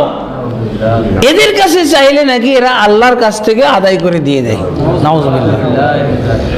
তারপরও জাহিলি যুগের এটা আকীদা যে ওরা আল্লাহ থেকে আদায় করে দিবে। আমি জানি না এরা কি আল্লাহ শব্দটা আদৌ তাদের আকীদায় রেখেছি কিনা, না ডাইরেক্ট এ বাবাই দিবে এরকম বলতেছে। যদি ডাইরেক্ট এ বাবাই দেওয়ার সামর্থ্য থাকে, এই ক্ষমতা স্বীকার করা হয়, তাহলে তো জাহিলি যুগের চেয়ে 1 পয়েন্ট নিম্ন স্তরে নেমে গেল এরা। ওসিলার মাধ্যমে জাহিলি যুগের চেয়েও 1 ধাপ নিচে নেমে গেল। ওরা তো আল্লাহকেই পাইতো, আল্লাহর কাছে এদেরকে সুপারিশকারী মনে করত, আর এ ডাইরেক্ট মনে করতেছে। এবং আমি নিজে শুনেছি কয়েকজন যুবক মাজার থেকে আসতেছে, জানি না কোনো ওরস টরস করে আসতেছে কিনা, কোনো তাদের সম্মেলন করে আসতেছে কিনা, এসে বলতেছে, একই গাড়িতে উঠছি, তারা বলতেছে আমাদের বাবার কাছে চাইলে আল্লাহর কাছে আল্লাহর চেয়েও তাড়াতাড়ি পাওয়া যায় না। এরা কিন্তু জাহিলি যুগের চেয়েও নিচে নেমে গেছে, এরা কিন্তু জাহিলি যুগের চেয়েও নেমে গেছে। দেখেন এখানে আল্লাহর কাছে যখন প্রার্থনা করে মসজিদে থাকে তখন চক্ষু দিয়ে অশ্রু প্রবাহিত হয় না। কারণ কি? শিরক করতেছে একাগ্রতার সাথে, খুশু খুজুর সাথে শিরক করতেছে। নামাজ পড়ার সময়, সালাত আদায়ের সময়, আল্লাহর কাছে প্রার্থনার সময় তাদের চোখ দিয়ে অশ্রু প্রবাহিত হয় না, কিন্তু বাবার কাছে প্রার্থনার সময় অশ্রু প্রবাহিত হচ্ছে। তার মানে কি? একাগ্রতার পরিচয়। আর বলতেছে কি? আল্লাহর কাছে চাইলে যত তাড়াতাড়ি না পাওয়া যায়, বাবার কাছে চাইলে নাকি তার চেয়েও তাড়াতাড়ি পাওয়া যায়। নাউজুবিল্লাহ। এই আকীদাগুলোর মাধ্যমে মুসলমান সেই জাহিলি যুগের আবু জাহাল, আবু লাহাব, উতবা, শাইবা, ওয়ালিদ বিন মুগীরা এদেরকেও ছাড়িয়ে গেছে জাহিলিয়াত চর্চায়, এবং তাদের চেয়েও বেশি নিম্ন স্তরে নেমে গেছে এই ধরনের মুসলমানরা। শিরক করে বুঝে বুঝে, ইবাদত করে না বুঝে। শিরক করে বুঝে বুঝে।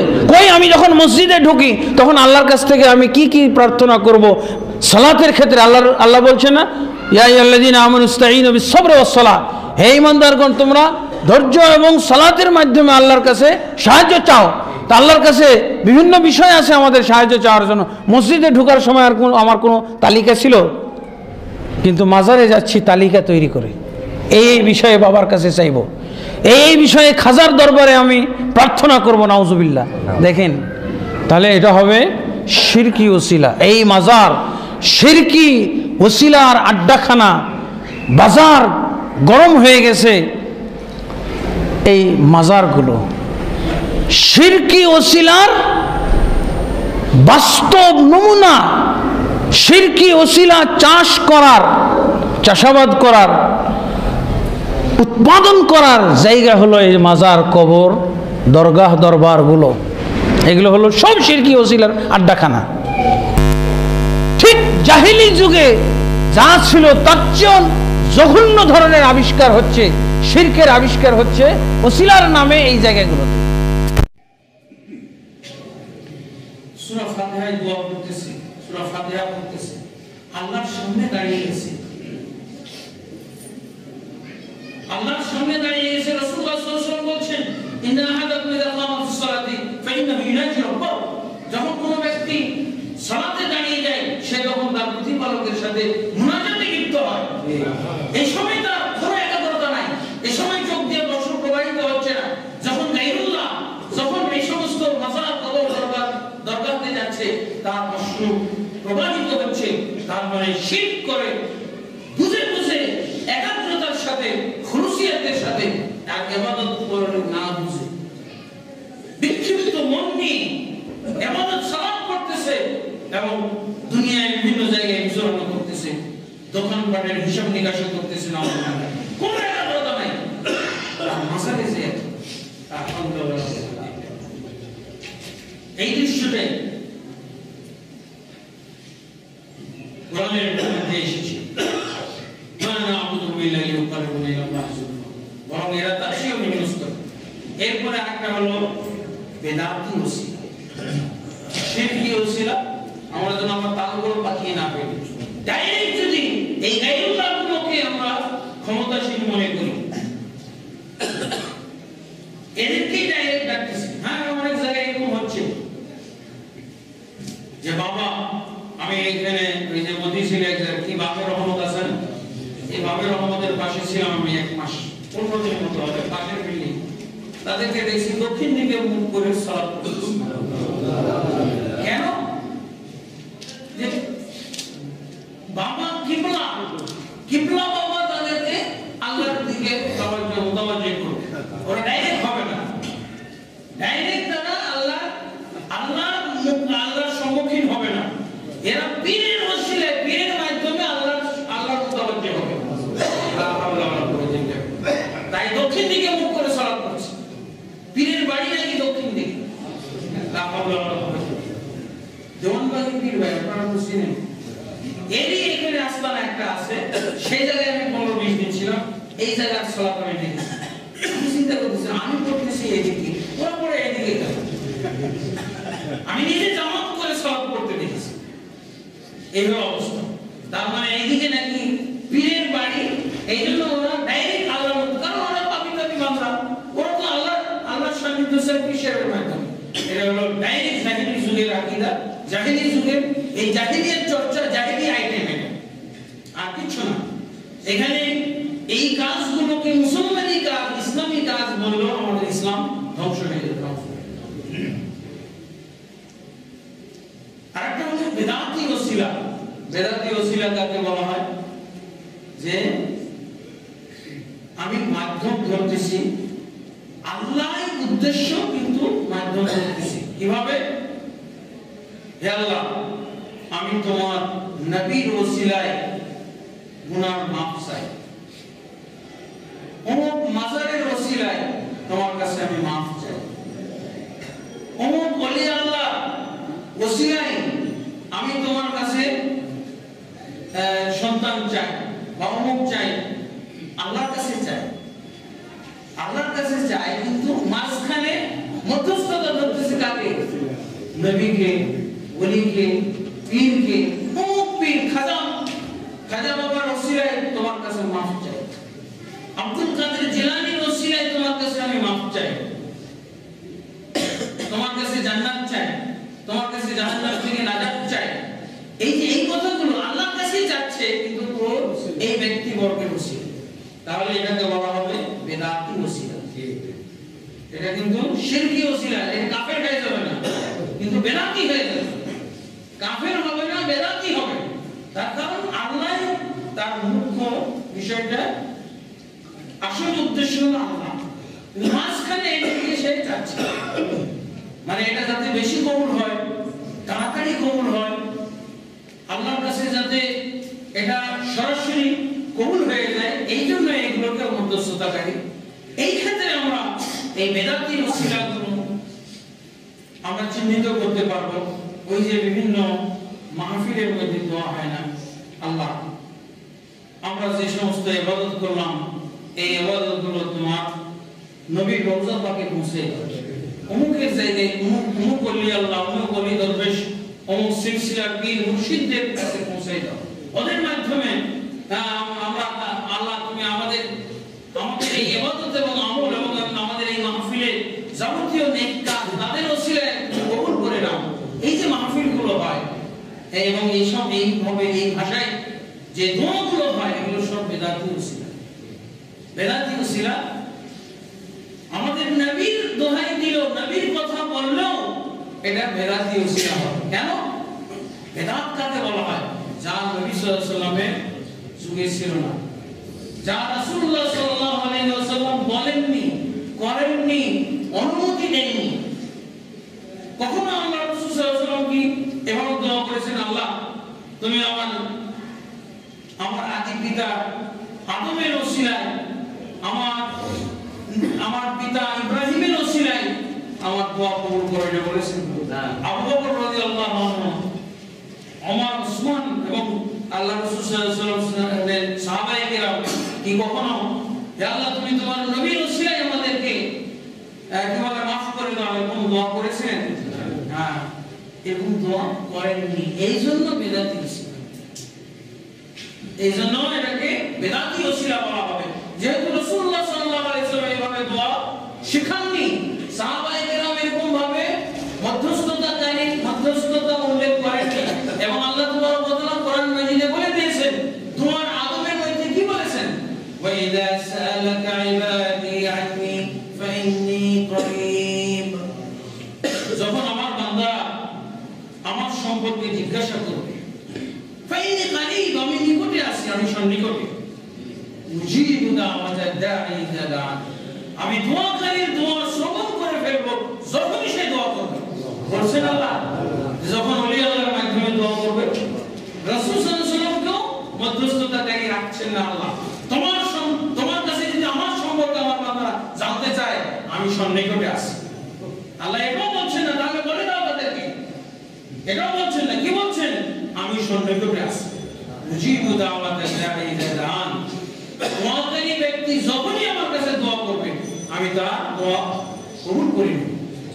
ফালিস্তাজিবু লি, অতএব তারা যেন আমার কাছে সাড়া দেয়, এবং আমার প্রতি তারা ঈমান আনে, লাআল্লাহুম ইয়ারশুদুন, তারা অবশ্যই তাহলে সঠিক পথ প্রাপ্ত হবে। আলহামদুলিল্লাহ।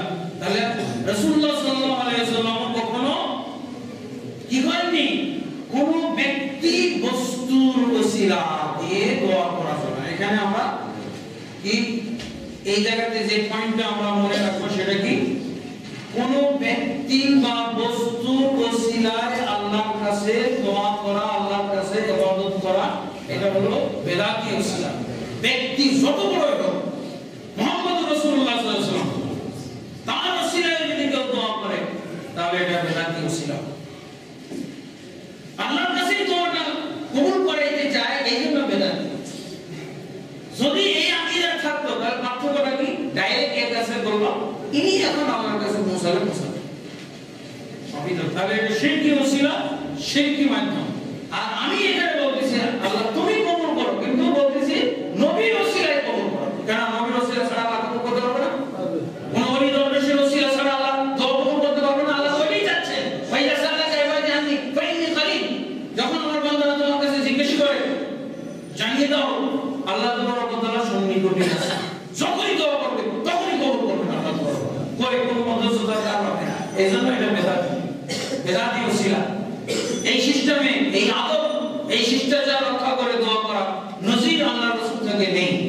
তবে যেহেতু এই ধরনের বেদাতি দোয়াকারী, এই ধরনের বেদাতি ওসিলা চর্চাকারী আমাদের দেশে মুফতি পাওয়া যায়, মুহাদ্দিস পাওয়া যায়, ওলি পাওয়া যায়, দরবেশ পাওয়া যায়, 50 লক্ষ মুরিদের পীর পাওয়া যায়, ফেরেশতার মতো পাগড়ি পরা আলেম পাওয়া যায় এই বেদাতি ওসিলা চর্চা করার জন্য। এর জন্য কিছু এলিমি কথা আমাদেরকে জানতে হবে। তারা এই বেদাতি ওসিলা চর্চার জন্য কিছু দলিল গ্রহণ করে। এই দলিল অনেক সময় সহিহ দলিল গ্রহণ করে, কিন্তু অর্থ ব্যাখ্যা হলো জয়ীফ জাল, লাভ তো নেই। এক হলো জয়ীফ জাল হাদিস, ডাইরেক্ট হাদিসটাই জয়ীফ জাল। তাহলে এই জয়ীফ জাল হাদিস আমলকারী, এই জয়ীফ জাল হাদিসের সমর্থনে যদি কোনো এরকম বেদাতি ওসিলা সাব্যস্ত করা হয়, ওটা প্রত্যাখ্যাত, অগ্রাহ্য। কারণ কি, হাদিসটাই যে অগ্রাহ্য। অতএব হাদিস দ্বারা সাব্যস্তকৃত, হাদিস দ্বারা প্রমাণিত এই বেদাতি ওসিলাও বাতিল হয়ে যাবে, এই হাদিসের কোনো মূল্য নেই। এজন্য শেখ আলবানী রাহিমাহুল্লাহ বলেন জয়ীফ হাদিসের উপর আমল করা একটা বিদআত। কারণ জয়ীফ হাদিস থেকে বেদাতের জন্ম হয়, জাল হাদিস থেকে বেদাতের জন্ম হয়। এইজন্য জয়ীফ জাল হাদিস মানাটা একটা বিদআত। কারণ এই জয়ীফ জাল হাদিস দিয়ে বেদাত তৈরি করা হয়। তাহলে দেখেন, তাহলে জাল জয়ীফ হাদিস দ্বারা প্রমাণিত যে সমস্ত বেদাতি ওসিলা, সেগুলোর কথা বাদই দিলাম আছে, যেহেতু সময় কম। তাহলে সহিহ হাদিস, যে সমস্ত সহিহ হাদিস দিয়ে তারা এই বেদাতি ওসিলা সাব্যস্ত করে, আপনি দেখছেন না এত বড় পাগড়ি পরা মুফতি, মুহাদ্দিস, ওলি আল্লাহ, মুফাসসির কোরআন, মুহাদ্দিস, তিনি যখন এই ওসিলার কথা বলছেন সেটা একটা দলিলের উপর নির্ভর করে বলছেন।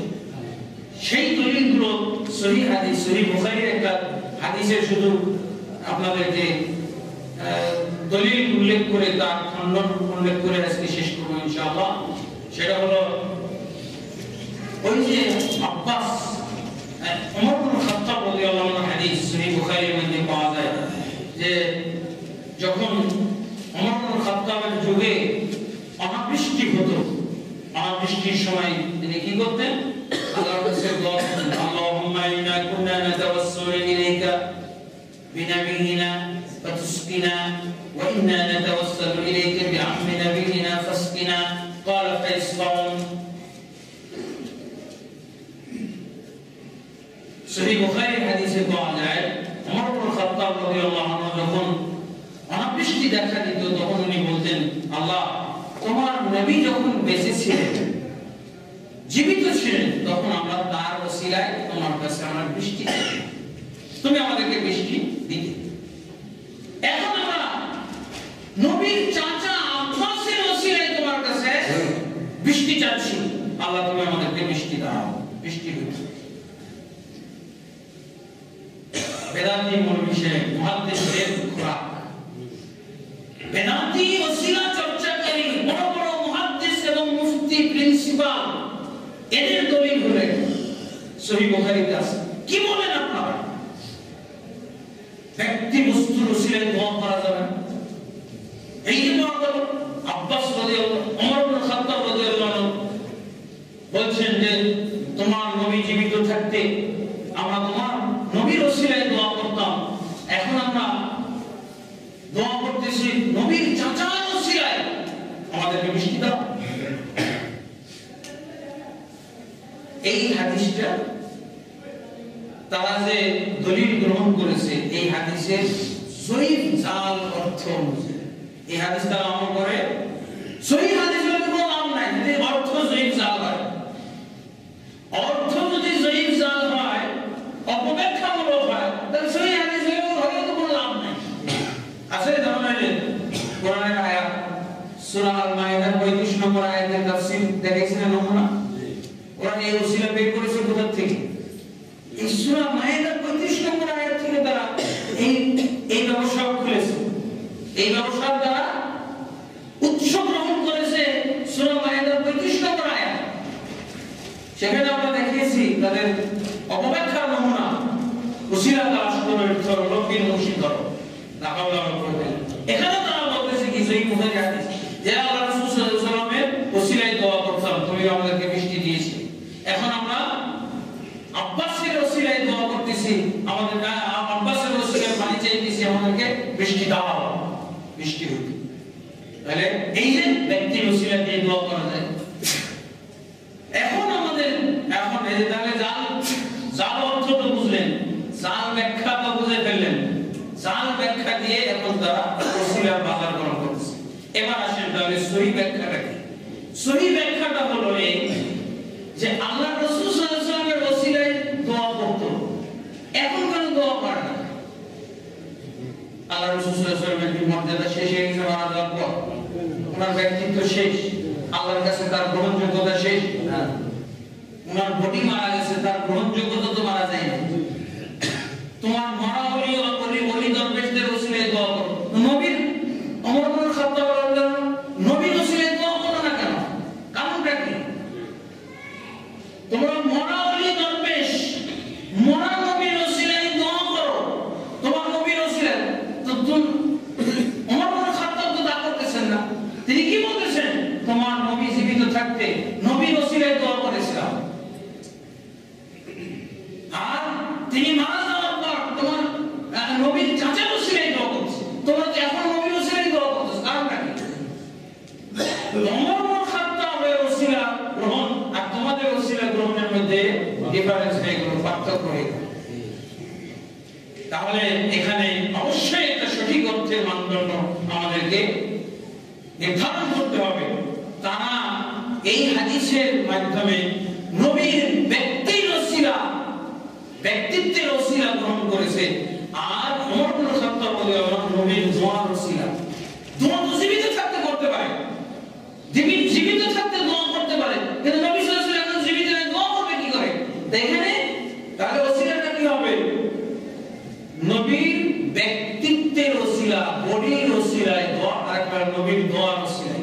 ব্যক্তিত্বের ওসিলা দিয়ে দোয়া করা যায় না, তাই তো ওমর ইবনে খাত্তাব রাদিয়াল্লাহু আনহু বলেন নবী মারা গেছে, এখন চাচার ওসিলায় দোয়া করতেছি। মানে চাচা এখন জীবিত আছে, উনি দোয়া করতে পারবেন, ওনার বডির ওসিলা না, ওনার ব্যক্তিত্বের ওসিলা না, ওনার সম্মানের ওসিলা না, ওনার মর্যাদার ওসিলা না। তাহলে এখানে দুইটা স্তর হয়ে গেল। তোমরা এখনো নবীর ওসিলায় দোয়া করতেছো, ওমর ছেড়ে দিয়েছে। ওমরের মতো তোমরাও ছেড়ে দাও, তোমরা যদি বেদাতি না হও। ওমর রাদিয়াল্লাহু আনহু ছেড়ে দিয়েছেন, উনি সুন্নতি, আর তোমরা এখনো নবীর ওসিলায় দোয়া করো, এইজন্য তোমরা বেদাতি। ঠিক ঠিক। এবং নবীর ওসিলায় কেন দোয়া করতেন? নবীর ওসিলা নয়, নবীর দোয়ার ওসিলা। আপনারা আবার ওই সহিহ বুখারী মুসলিমের হাদিসটা মনে করেন। আল্লাহ রাসূল সাল্লাল্লাহু আলাইহি ওয়াসাল্লাম খুতবা দিচ্ছেন, এমন সময় এক ব্যক্তি এসে ঢুকলো, ঢুকে বলছে ইয়া রাসূলুল্লাহ হালাকাতিল আমওয়াল মুনকাতা'আতিস সুবুল ফাদুল্লাহ আন ইউগিসানা। হে রাসূল সাল্লাল্লাহু আলাইহি ওয়াসাল্লাম, অনাবৃষ্টির কারণে আমাদের রাস্তাঘাট সব অচল হয়ে গেল, আমাদের গবাদি পশুগুলো সব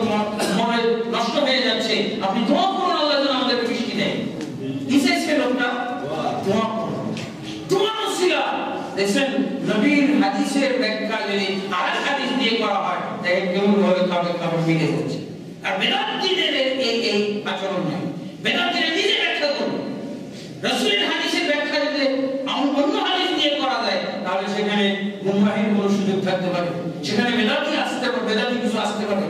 দেখেন কি বলতেছেন সাহাবী বাস্তবে কিভাবে, হে আল্লাহর রাসূল দোয়া করুন। আল্লাহর রাসূল হাত তুললেন, আল্লাহুম্মা আগিসনা, আল্লাহুম্মা আগিসনা, আল্লাহুম্মা আগিসনা। বৃষ্টি শুরু হয়ে গেল। এই নামাজ সমাজগত অবস্থা আল্লাহর রাসূল সাল্লাল্লাহু আলাইহি ওয়াসাল্লাম ভিজতে ভিজতে বাড়ি গেছে, আবার ভিজতে ভিজতে পরের জুমায় আসছে মসজিদে, এসে খুতবা দিচ্ছেন। আবার এক ব্যক্তি বললেন, ইয়া রাসূলুল্লাহ হালাকাতুল আমওয়াল ওয়া কাবাতুস সুবুল, আমাদের ধন সম্পদ ধ্বংস হয়ে গেল, আমাদের রাস্তাঘাট সব অচল হয়ে গেল, রাস্তা কোথায় খুঁজে পাই না। আপনি দোয়া করুন, ফাদুল্লাহ আলাইহি ইমসিকানা, আপনি দোয়া করুন আল্লাহ যেন আমাদের থেকে বৃষ্টি বন্ধ করে দেন। রাসূলের কি ব্যক্তি নছিলা, দোয়া নছিলা, এটা এখন আর হচ্ছে না। ওমর ইবনে খাত্তাব বলেন, কি বলছেন, তোমার রাসূল জীবিত থাকতে তার ছিলেন দোয়া, তার মানে তার দোয়া নছিলা, ব্যক্তি নছিলা। আলহামদুলিল্লাহ, চাক্ষুষ প্রমাণ। তাহলে এরা বেদাতি প্রমাণিত হলো।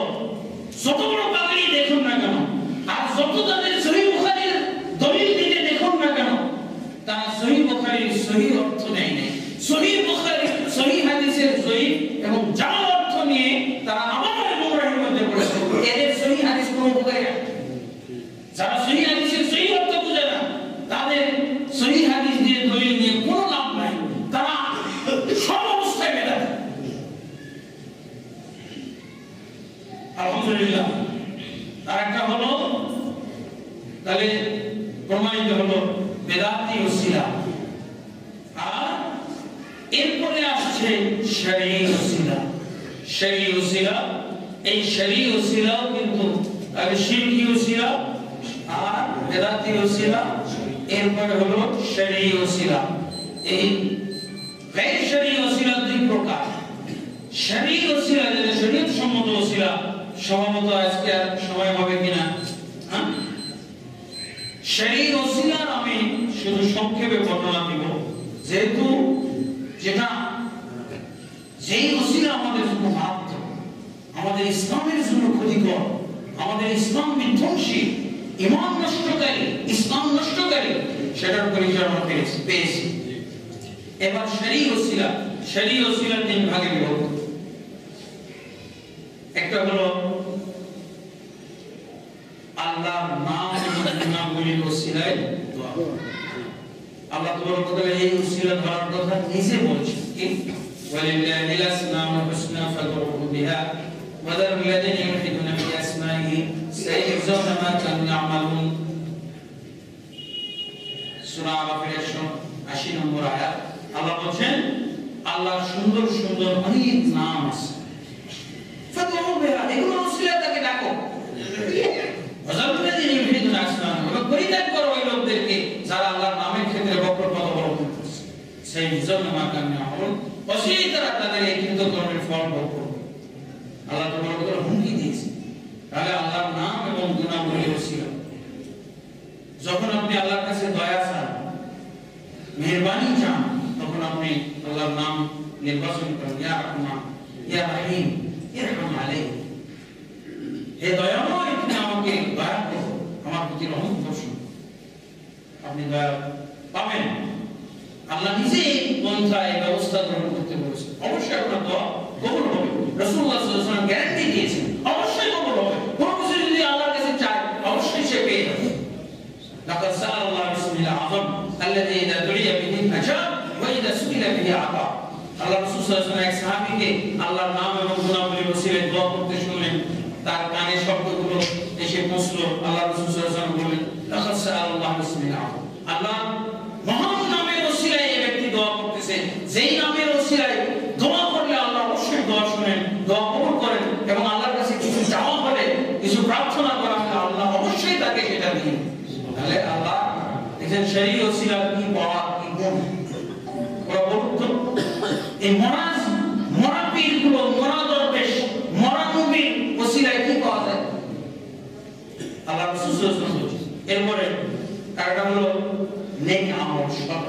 তো আমরা যে সালাত করলাম, কোরআন তেলাওয়াত করি, তারপরে দুরূদ পড়ি, জিকির আজকার করি, এই যে ওয়াজ নসিহত করলাম, শুনলাম, এই ওসিলা দিয়ে আল্লাহর কাছে ক্ষমা চাই। আল্লাহ, এতক্ষণ তোমার কোরআনের বাণী শুনলাম, তোমার জিকিরের মজলিসে ছিলাম, এর ওসিলায় তুমি আমাদেরকে ক্ষমা করে দাও। এটা নেক আমল, সৎ আমলের ওসিলা। তিন ব্যক্তি বিপদে পড়েছিল, কেউ জানে না। বনী ইসরাঈলের ভিতরে ঝড় তুফানের সময় পাহাড়ের গুহায় যে আশ্রয় নিল, ঝড়ের ভিতরে একটা পাথর, বড় পাথর উপরে গড়িয়ে পড়ে মুখটা বন্ধ হয়ে গেছে। কি করেছিল? তিন ব্যক্তি তিনটা আমলের ওসিলা দিয়ে দেয়। আমলের ওসিলা এটা আমলের ওসিলা। এক ব্যক্তি পিতা মাতার সেবা খিদমতের ওসিলা দিল, এক ব্যক্তি শ্রমিকের পারিশ্রমিককে কিভাবে সে বাড়িয়ে বিপুল সম্পদে পরিণত করে সবগুলো তাকে দিয়ে দিয়েছে, এটাই সে ওসিলা মানল। আরেক ব্যক্তি বলল, আল্লাহ, আমি জিনার আয়োজন করেছিলাম এবং নির্জন জায়গায় বসেছিলাম, কিন্তু এই জিনা কার্যকর করতে যে তোমার নাম শুনে আমি তোমার ভীতিতে, তোমার ভয়ে ওই জিনা থেকে নিবৃত্ত হয়ে গেছিলাম। এটা যদি তোমার ভয়ে এবং তোমাকে খুশি করার জন্য হয়ে থাকে, তাহলে আমাদেরকে এই বিপদ থেকে রক্ষা করো। এই পাথর সরিয়েছে, আল্লাহ সরিয়ে দিয়েছেন। সেখানে কোন নবীর দরবেশ ছিল? নবী ওলিয়া আল্লাহ কেউ ছিল? আমলের ওসিলা, ঈমানের ওসিলা, আমলের ওসিলা এবং ঈমানের ওসিলা। আমরা দোয়া করি, রব্বানা ইন্নানা সামি'না মুনাদি ইউনাদিল ঈমান। হে আল্লাহ, আমরা শুনেছি আহ্বানকারীর আহ্বান, এই মর্মে কি আনামিনু বিরাব্বিকুম, তোমরা আমাদের রবের প্রতি ঈমান আনো। ফাআমান্না, অতএব আমরা ঈমান এনেছি।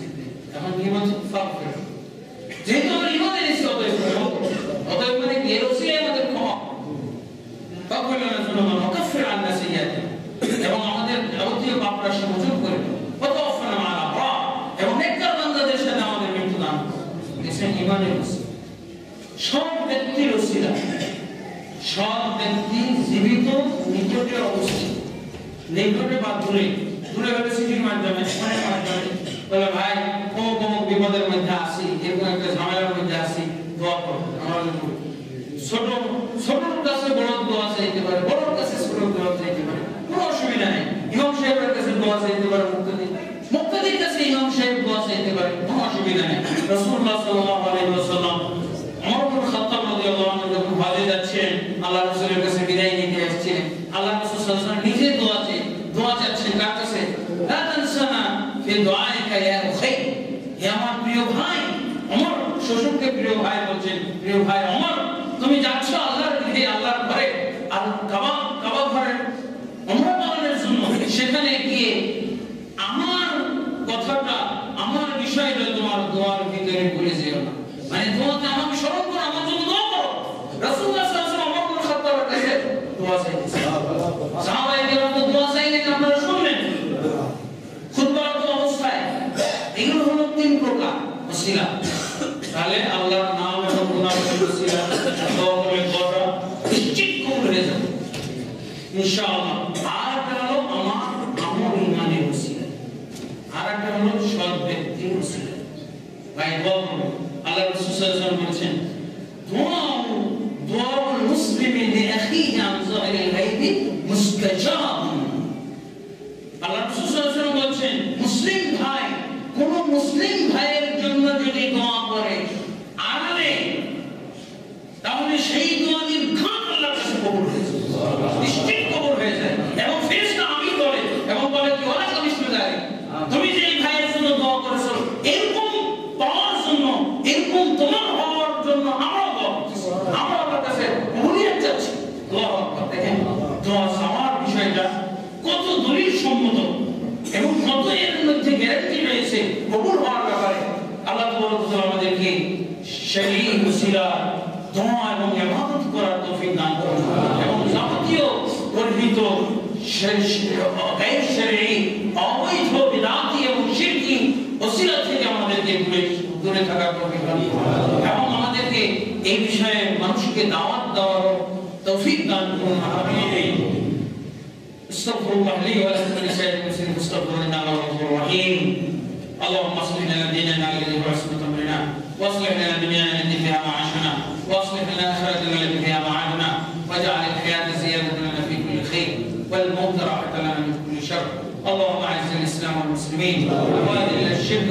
المشركين ودمر أعداءك أعداء الدين يا رب العالمين. اللهم اصلح ولاة العلماء وعامة المسلمين وخذ بناصيتهم إلى صراطك المستقيم. يا حي يا قيوم برحمتك نستغيث. يا حي يا قيوم برحمتك نستغيث. يا حي يا قيوم برحمتك نستغيث. اللهم آمين. ربنا تقبل منا إنك أنت السميع العليم. سبحانك اللهم وبحمدك أشهد أن لا إله إلا أنت سبحانك إني كنت من الظالمين. سبحانك اللهم وبحمدك أشهد أن لا إله إلا أنت أستغفرك وأتوب إليك.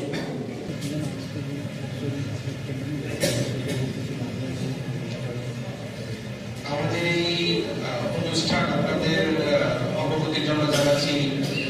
আমাদের এই বিশেষ আলোচনা অনুষ্ঠান এটা মাসিক, আমাদের ইচ্ছে আছে আমরা মাসিক এটা করবো ইনশাআল্লাহ।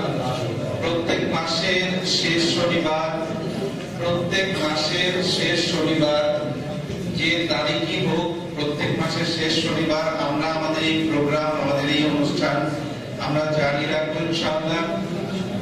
আজকে শেখ আলোচনায় সময় আপনাদের অনেক বেশি দিয়েছেন, যে কারণে আজকে প্রশ্ন উত্তরে হয়তো বেশি সময় দিতে পারবেন না। আমি প্রশ্ন উত্তরগুলি যেভাবে আমার হাতে এসেছে ইনশাআল্লাহ দেওয়ার চেষ্টা করব। যদি কোনো প্রশ্ন বাকি রয়ে যায়, আজকে উত্তর দেওয়া সম্ভব না হয় সময় স্বল্পতার কারণে, ইনশাআল্লাহ এই প্রশ্নগুলো আমরা সংরক্ষণ করব আগামী বৈঠকে বা আগামী অনুষ্ঠানে। এই প্রশ্নগুলি আপনাদের প্রথম দিকে আসবে ইনশাআল্লাহ। আমরা এই প্রশ্নগুলি উপরের দিকে রাখবো যাতে আগামী অনুষ্ঠানে এই প্রশ্নগুলির উত্তর আমরা প্রথম দিকে দিতে পারি। আজকে আপনাদের যাদের প্রশ্নের উত্তর দেওয়া সম্ভব হবে না সময় স্বল্পতার কারণে, আপনারা মন খারাপ করবেন না। ইনশাআল্লাহ আগামী অনুষ্ঠানে আপনাদের এই প্রশ্নের উত্তর দিবেন ইনশাআল্লাহ। আমি আবার সাহেবকে অনুরোধ করবো, আমি প্রশ্নগুলি পর্যায়ক্রমে সাহেবকে দেব, এই প্রশ্নের উত্তর দিবেন, আপনাদেরকে উপকৃত করবেন, আমাদের সবাইকে উপকৃত করবেন। আমি সাহেবকে অনুরোধ করবো একে একে এই প্রশ্নগুলি উত্তর দেওয়ার জন্য।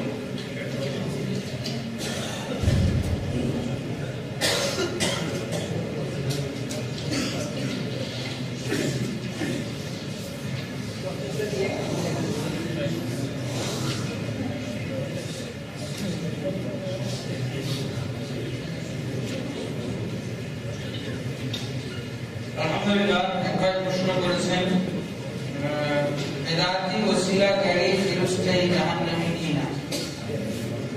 আলহামদুলিল্লাহ, এই ওসিলার প্রকারভেদগুলো স্পষ্ট হওয়ার পর এখন বিধানগুলো স্পষ্ট হয়ে গেল। বেদাতি ওসিলা গ্রহণকারী ব্যক্তি মুশরিক বা কাফের মুরতাদ হয়। যারা শিরকি ওসিলা গ্রহণকারী তারা সাথে সাথে কাফের মুরতাদ হয়ে যায়। এই জন্য তাদেরকে জাহান্নামী বলা যাবে, তবে তাদেরকে হেদায়েতের জন্য আহ্বান করতে হবে, দাওয়াত দিতে হবে। আল্লাহ রাসূল সাল্লাল্লাহু আলাইহি ওয়াসাল্লাম বলেছেন কুল্লু দালালাতিন ফিন্নার, প্রত্যেক গোমরাহি মানে পরিণাম হলো জাহান্নামের আগুন। এই গোমরাহিগুলো বিভিন্ন ধরনের হতে পারে। এটা হলো কুফরি গোমরাহি, শিরকি গোমরাহি। এরপরে আরেকজন প্রশ্ন করেছেন ইসলামে তাবিজ ও ঝাড়ফুঁক করা যাবে কি যাবে না। ইসলামে তাবিজ কবজের বিধান এটা শিরকি। এই ধরনের ছোট শিরক হইতে পারে, বড় শিরক হইতে পারে। যদি বলে যে এই তাবিজ দিলাম ভালো করার মালিক আল্লাহ, এটা ওসিলা, তাহলে ছোট শিরক। আর যদি তাবিজ দাতা বলে দেয় যে এই তাবিজ গ্যারান্টি 501 টাকা নিয়েছি, গ্যারান্টি আছে ভালো হবে, টাকা পাবে, এটা হলো বড় শিরকারী মুরতাদ, কাফের মুরতাদ। ঠিক আছে? তাহলে ঝাড়ফুঁকের ব্যাপারটা, ঝাড়ফুঁকটা যদি শিরকি কালাম দিয়ে হয় এবং এটা এই শিরকি কালাম যদি বড় শিরকি হয় তাহলে বড় শিরক হয়ে যাবে, মুরতাদ হয়ে যাবে। আর যদি ছোট শিরকি কথাবার্তা এইগুলোর মাধ্যমে যদি সে ঝাড়ফুঁক করে তাহলে ছোট শিরক হবে। আর যদি এর মধ্যে শিরক না থাকে, শুধুমাত্র সহিহ হাদিস ভিত্তিক দোয়া, কোরআনের দোয়া দিয়ে যদি ঝাড়ফুঁক করে তাহলে এটা শরীয়ত সম্মত। এই ঝাড়ফুঁক দেয় রাসূল সাল্লাল্লাহু আলাইহি ওয়াসাল্লাম, প্রয়োগ করেছেন।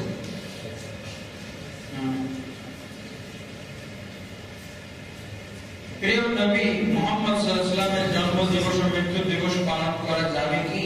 কোরআন হাদিসের আলোকে জানাবেন। আল্লাহ নবী সাল্লাল্লাহু আলাইহি ওয়াসাল্লামের জন্ম দিবস মৃত্যু দিবস পালন করা নাজায়েজ, বিদআত। এটা মুসলমানের করা জায়েজ নেই। কারণ রাসূল সাল্লাল্লাহু আলাইহি ওয়াসাল্লাম নিজে তার জন্ম দিবস পালন করেন, সাহাবায়ে কেরাম করেন, তাবিঈন করেন, তাবিঈন করেন। যদি দুরূদ পড়ার দলিলকে আমরা মিলাদের দলিল মনে করি, তাহলে তো সেটা কোরআনের অপব্যাখ্যা, হাদিসের অপব্যাখ্যা হবে। জি, তাহলে দুরূদ পড়া হলো ইবাদত আর মিলাদ পড়া হলো বিদআত। কারণ দুরূদ পড়া, সালাত আলা নবী এর পড়ার দলিল কোরআনে আছে, হাদিসে আছে, কিন্তু মিলাদের দলিল নাও নাই। এটা পরবর্তীতে 600 বছর পর আবিষ্কৃত হয়েছে, কাজে এটা বিদআত। তারপরে আহলে বাইত কারা, এই ব্যাপারে কিছু বলবেন কি? এবং নবীর স্ত্রীরা কি আহলে বাইত অন্তর্ভুক্ত? বুঝিয়ে বলবেন কোরআন ও সহিহ হাদিসের আলোকে। আহলে বাইতের একটা রোগ আছে। একটা হলো আহলে বাইত আল্লাহ রাসূল সাল্লাল্লাহু আলাইহি ওয়াসাল্লামের যারা জন্মসূত্রে রক্ত সম্পর্কের আহলে বাইত, আর একটা হলো ঈমানের সূত্রে আহলে বাইত। তো এইজন্য আহলে বাইত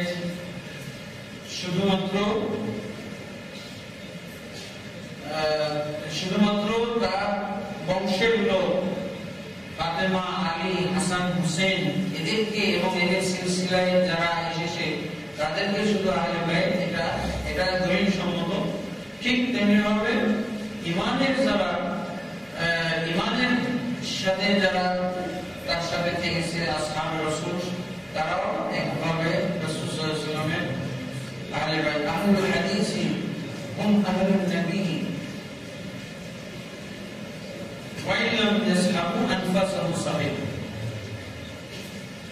আহলুল হাদিস যারা, তারা আহলুন নবী, যদিও তার সাথী হয় না, কিন্তু তার কথার তারা সাথী হয়েছে।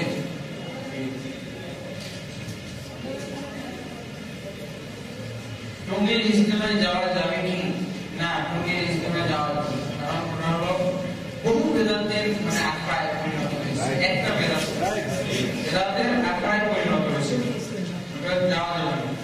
আখিরি মোনাজাত, এটা তো আরো মারাত্মক। ওযু করার সময় ঘাড় মাসা করা যাবে কি না, এর পক্ষে কোনো হাদিস আছে কি? ওযু যে সহিহ নিয়ম, সহিহ তরিকা পরিপূর্ণ। ওযু করার ক্ষেত্রে ঘাড় মাসা করা সহিহ হাদিস দ্বারা সাব্যস্ত, কাজে এটা করা যাবে না। নাভির নিচে হাত বেঁধে নামাজ পড়া যাবে কি না? নাভির নিচে হাত বাঁধার পক্ষে কোনো সহিহ হাদিস আছে কি? নাভির নিচে হাত বাঁধার সহিহ হাদিস পাওয়া যায়, আবু দাউদের মধ্যে আছে। এই হাদিসটাকে ডবল সহিহ করা হয়েছে। এই হাদিসটাকে ডবল সহিহ, একটা হলো বর্ণনা সনদের দিক দিয়ে সহিহ, আর একটা হলো এটা আলী থেকে বর্ণিত, সেটাকে নবীর সাথে সম্পর্কিত করা হয়, এজন্য এটা ডবল সহিহ হাদিস। সহিহ হাদিস হলো মুখের উপরে হাত বাঁধা। আমাদের দেশের মহিলারা, মহিলারা সহিহ হাদিস, ওদেরকে জিজ্ঞেস করে যে তোমাদের মহিলাদেরকে কোথা থেকে হাদিস জানেন, হাদিস কার কাছে পাওয়া গেছে, তাহলে দেখবেন সফরের দূরত্ব কতটুকু অতিক্রম করলে নামাজ কসর করা যাবে, তার কোরআন ও সহিহ হাদিসের আলোকে বুঝিয়ে দিবেন। আসলে এটা অনেক জরুরি বিষয়, এই ব্যাপারে একমত হতে পারে না আলেমরা। কারণ আল্লাহ রাসূল সাল্লাল্লাহু আলাইহি ওয়াসাল্লাম সবসময় এক দূরত্বের সফরে যায়, বিভিন্ন দূরত্বের সফরে। এই জন্য দেখা যায় যে নিচের দূরত্ব পাওয়া যায়, উপরের দূরত্ব পাওয়া যায়। উপরের দূরত্ব তাবুক পর্যন্ত গেছে, প্রায় 1,500 কিলোমিটার পর্যন্ত, আর নিচের দূরত্ব 6 মাইল পাওয়া যায়, 3 মাইলও পাওয়া যায়, এরকম। তাহলে আরেকটা আমাদেরকে জানতে হবে যে সময়ের পরিবর্তনের কারণে এবং বিভিন্ন ধরনের দুনিয়ার চলাচলের ওসিলা মাধ্যমের ক্ষেত্রে উন্নতি অগ্রগতি ঘটে যাওয়ার কারণে দেখা যাচ্ছে যে এই দূরত্বগুলো এখন আমাদের জন্য বিভ্রান্তিকর হয়ে গেছে। এখান থেকে যদি আমরা ফজরের সালাত পড়ে মক্কা থেকে ঘুরে আসি, তাও বছরের সুযোগ নেই। এই যে যুদ্ধ বিমানগুলো নিয়ে যে শান করে উড়ে যায়, এটা যে মক্কা থেকে ঘুরে আসবো, তারপর ঢাকায় এখনো জরুর হয়নি। আপনি বছর করতে চাইছিলেন ৬,০০০ কিলোমিটার পার করে বছরের সুযোগ নেই। যদি আপনি বছর করতে চান, ওখানে একটু প্লেন স্টার্ট বন্ধ করে একটু ঘুমিয়ে তারপর বছর করতে হবে। তো বছরের জন্য গেছে নাকি না কাজের জন্য গেছে? কাজ করে তো চলে আসছে, এখন জরুরি হয়ে গেছে। তাহলে দেখেন এত বিশাল দূরত্ব অতিক্রম করে আপনি বছরের সুযোগ পারেন না। এই জন্য আপনি দেখবেন রহমতুল্লাহ বলছেন দূরত্ব এবং সময় ক্ষেপণ দুইটা একত্র করে এখন আমাদের বছরের মানে ডিস্টেন্সটা নির্ধারণ করতে হবে। এমন দূরত্ব গেছে যে ওই দূরত্ব যে ফিরে আসতে কয়েক রক্ত চলাফ চলে যায়, তাহলে আপনি বছর করেন। কারণ এখানে সময় লেগেছে এবং দূরত্বটা কমন করতেছে। তারপরে আরো কেউ বলেছে যে এটা হলো পরিভাষাগত ব্যাপার। এই যে এইসব যানবাহনের কারণে উন্নতি অগ্রগতির কারণে পরিভাষার ব্যাপারটা এসে গেছে। আমরা কি সফল করতেছি, যে কোনো দূরত্ব কি সফল করি? তাহলে কোথায় একটু ফার্ম করতেছি। অবশ্যই এটা কিন্তু হাদিসের ক্ষেত্রে বছরের দূরত্ব একটু ফার্ম কোথায় গেছে, একটু নানান হচ্ছে নানান হচ্ছে মিশে গেছে, সফলই তো করছি। এই যে যানবাহনের উন্নতি অগ্রগতির কারণে অনেক সময় আমরা একটা জ্যামটাও নিতে পারি, জটিলতা দূরত্ব এবং সময় ক্ষেপণ। তাহলে এই দৃষ্টিকোণ থেকে ৩-৪ মাইলের বা ১০ মাইলের দূরত্বের হয়তো বছর হয়ে যেতে পারে, তারপর আমরা বছর না করে গ্রহণ করতে পারি। এটা বিষয়। এখানেও সুনির্দিষ্ট কিছু বলার উপায় নেই। এগুলো দেখবেন রহমতুল্লাহ বলছেন সময় এবং দূরত্ব এবং সময় ক্ষেপণ এটা সমন্বয় করে বছর হবে। দূরত্বটা বছরের দূরত্ব হয়ে গেলে আর সময় যাচ্ছে কয়েক ঘন্টা, তাহলে হবে।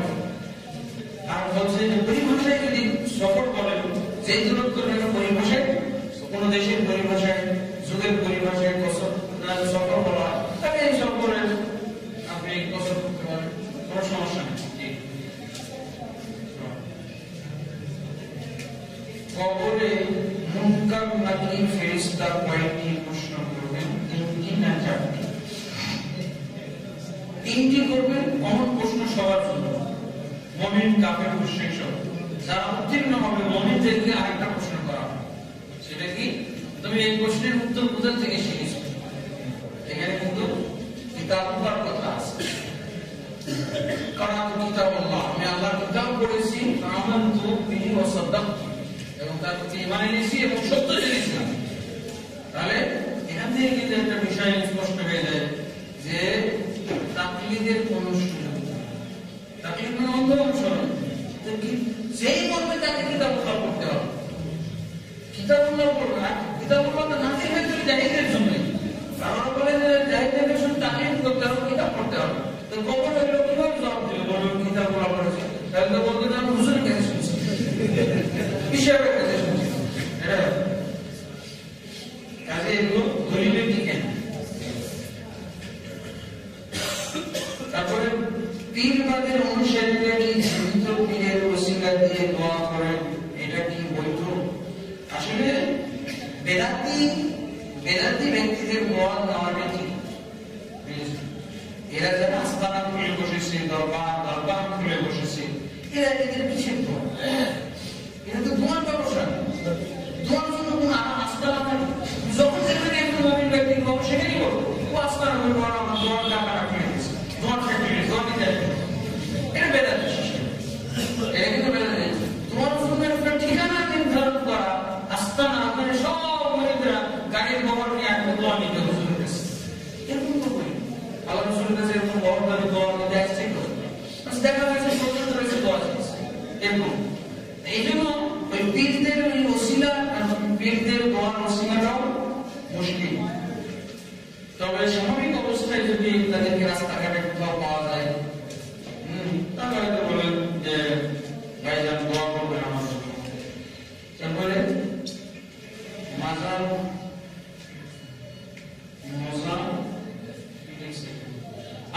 কোনো আকার আছে কি? আল্লাহ তাআলা বলেন অবশ্যই আকার আকৃতি আছে, তবে কেমন এটা আমরা জানি। আল্লাহর আকার কেমন এটা প্রশ্ন করা নাজায়েজ, হারাম, উত্তর দেওয়া হারাম। যদি কেউ প্রশ্ন করে আল্লাহ কেমন, বাস হুজুর বলা শুরু করবে আবার ইশারাতের ভিতরে আমাদের যুগের এক শ্রেণীর পীর হলো আকারবাদী, আরেক শ্রেণীর পীর হলো আকারবাদী মূর্তি পূজারী। জনবাদী হলো আকারবাদী মূর্তি পূজারী, এদিকে হলো আজহারউদ্দিন সিদ্দিকী যে মানিকগঞ্জের পীর, এইগুলো হলো আকারবাদী এবং মূর্তি পূজারী। আকার স্বীকার করে, একটা আকার তারা নির্ধারণ করে।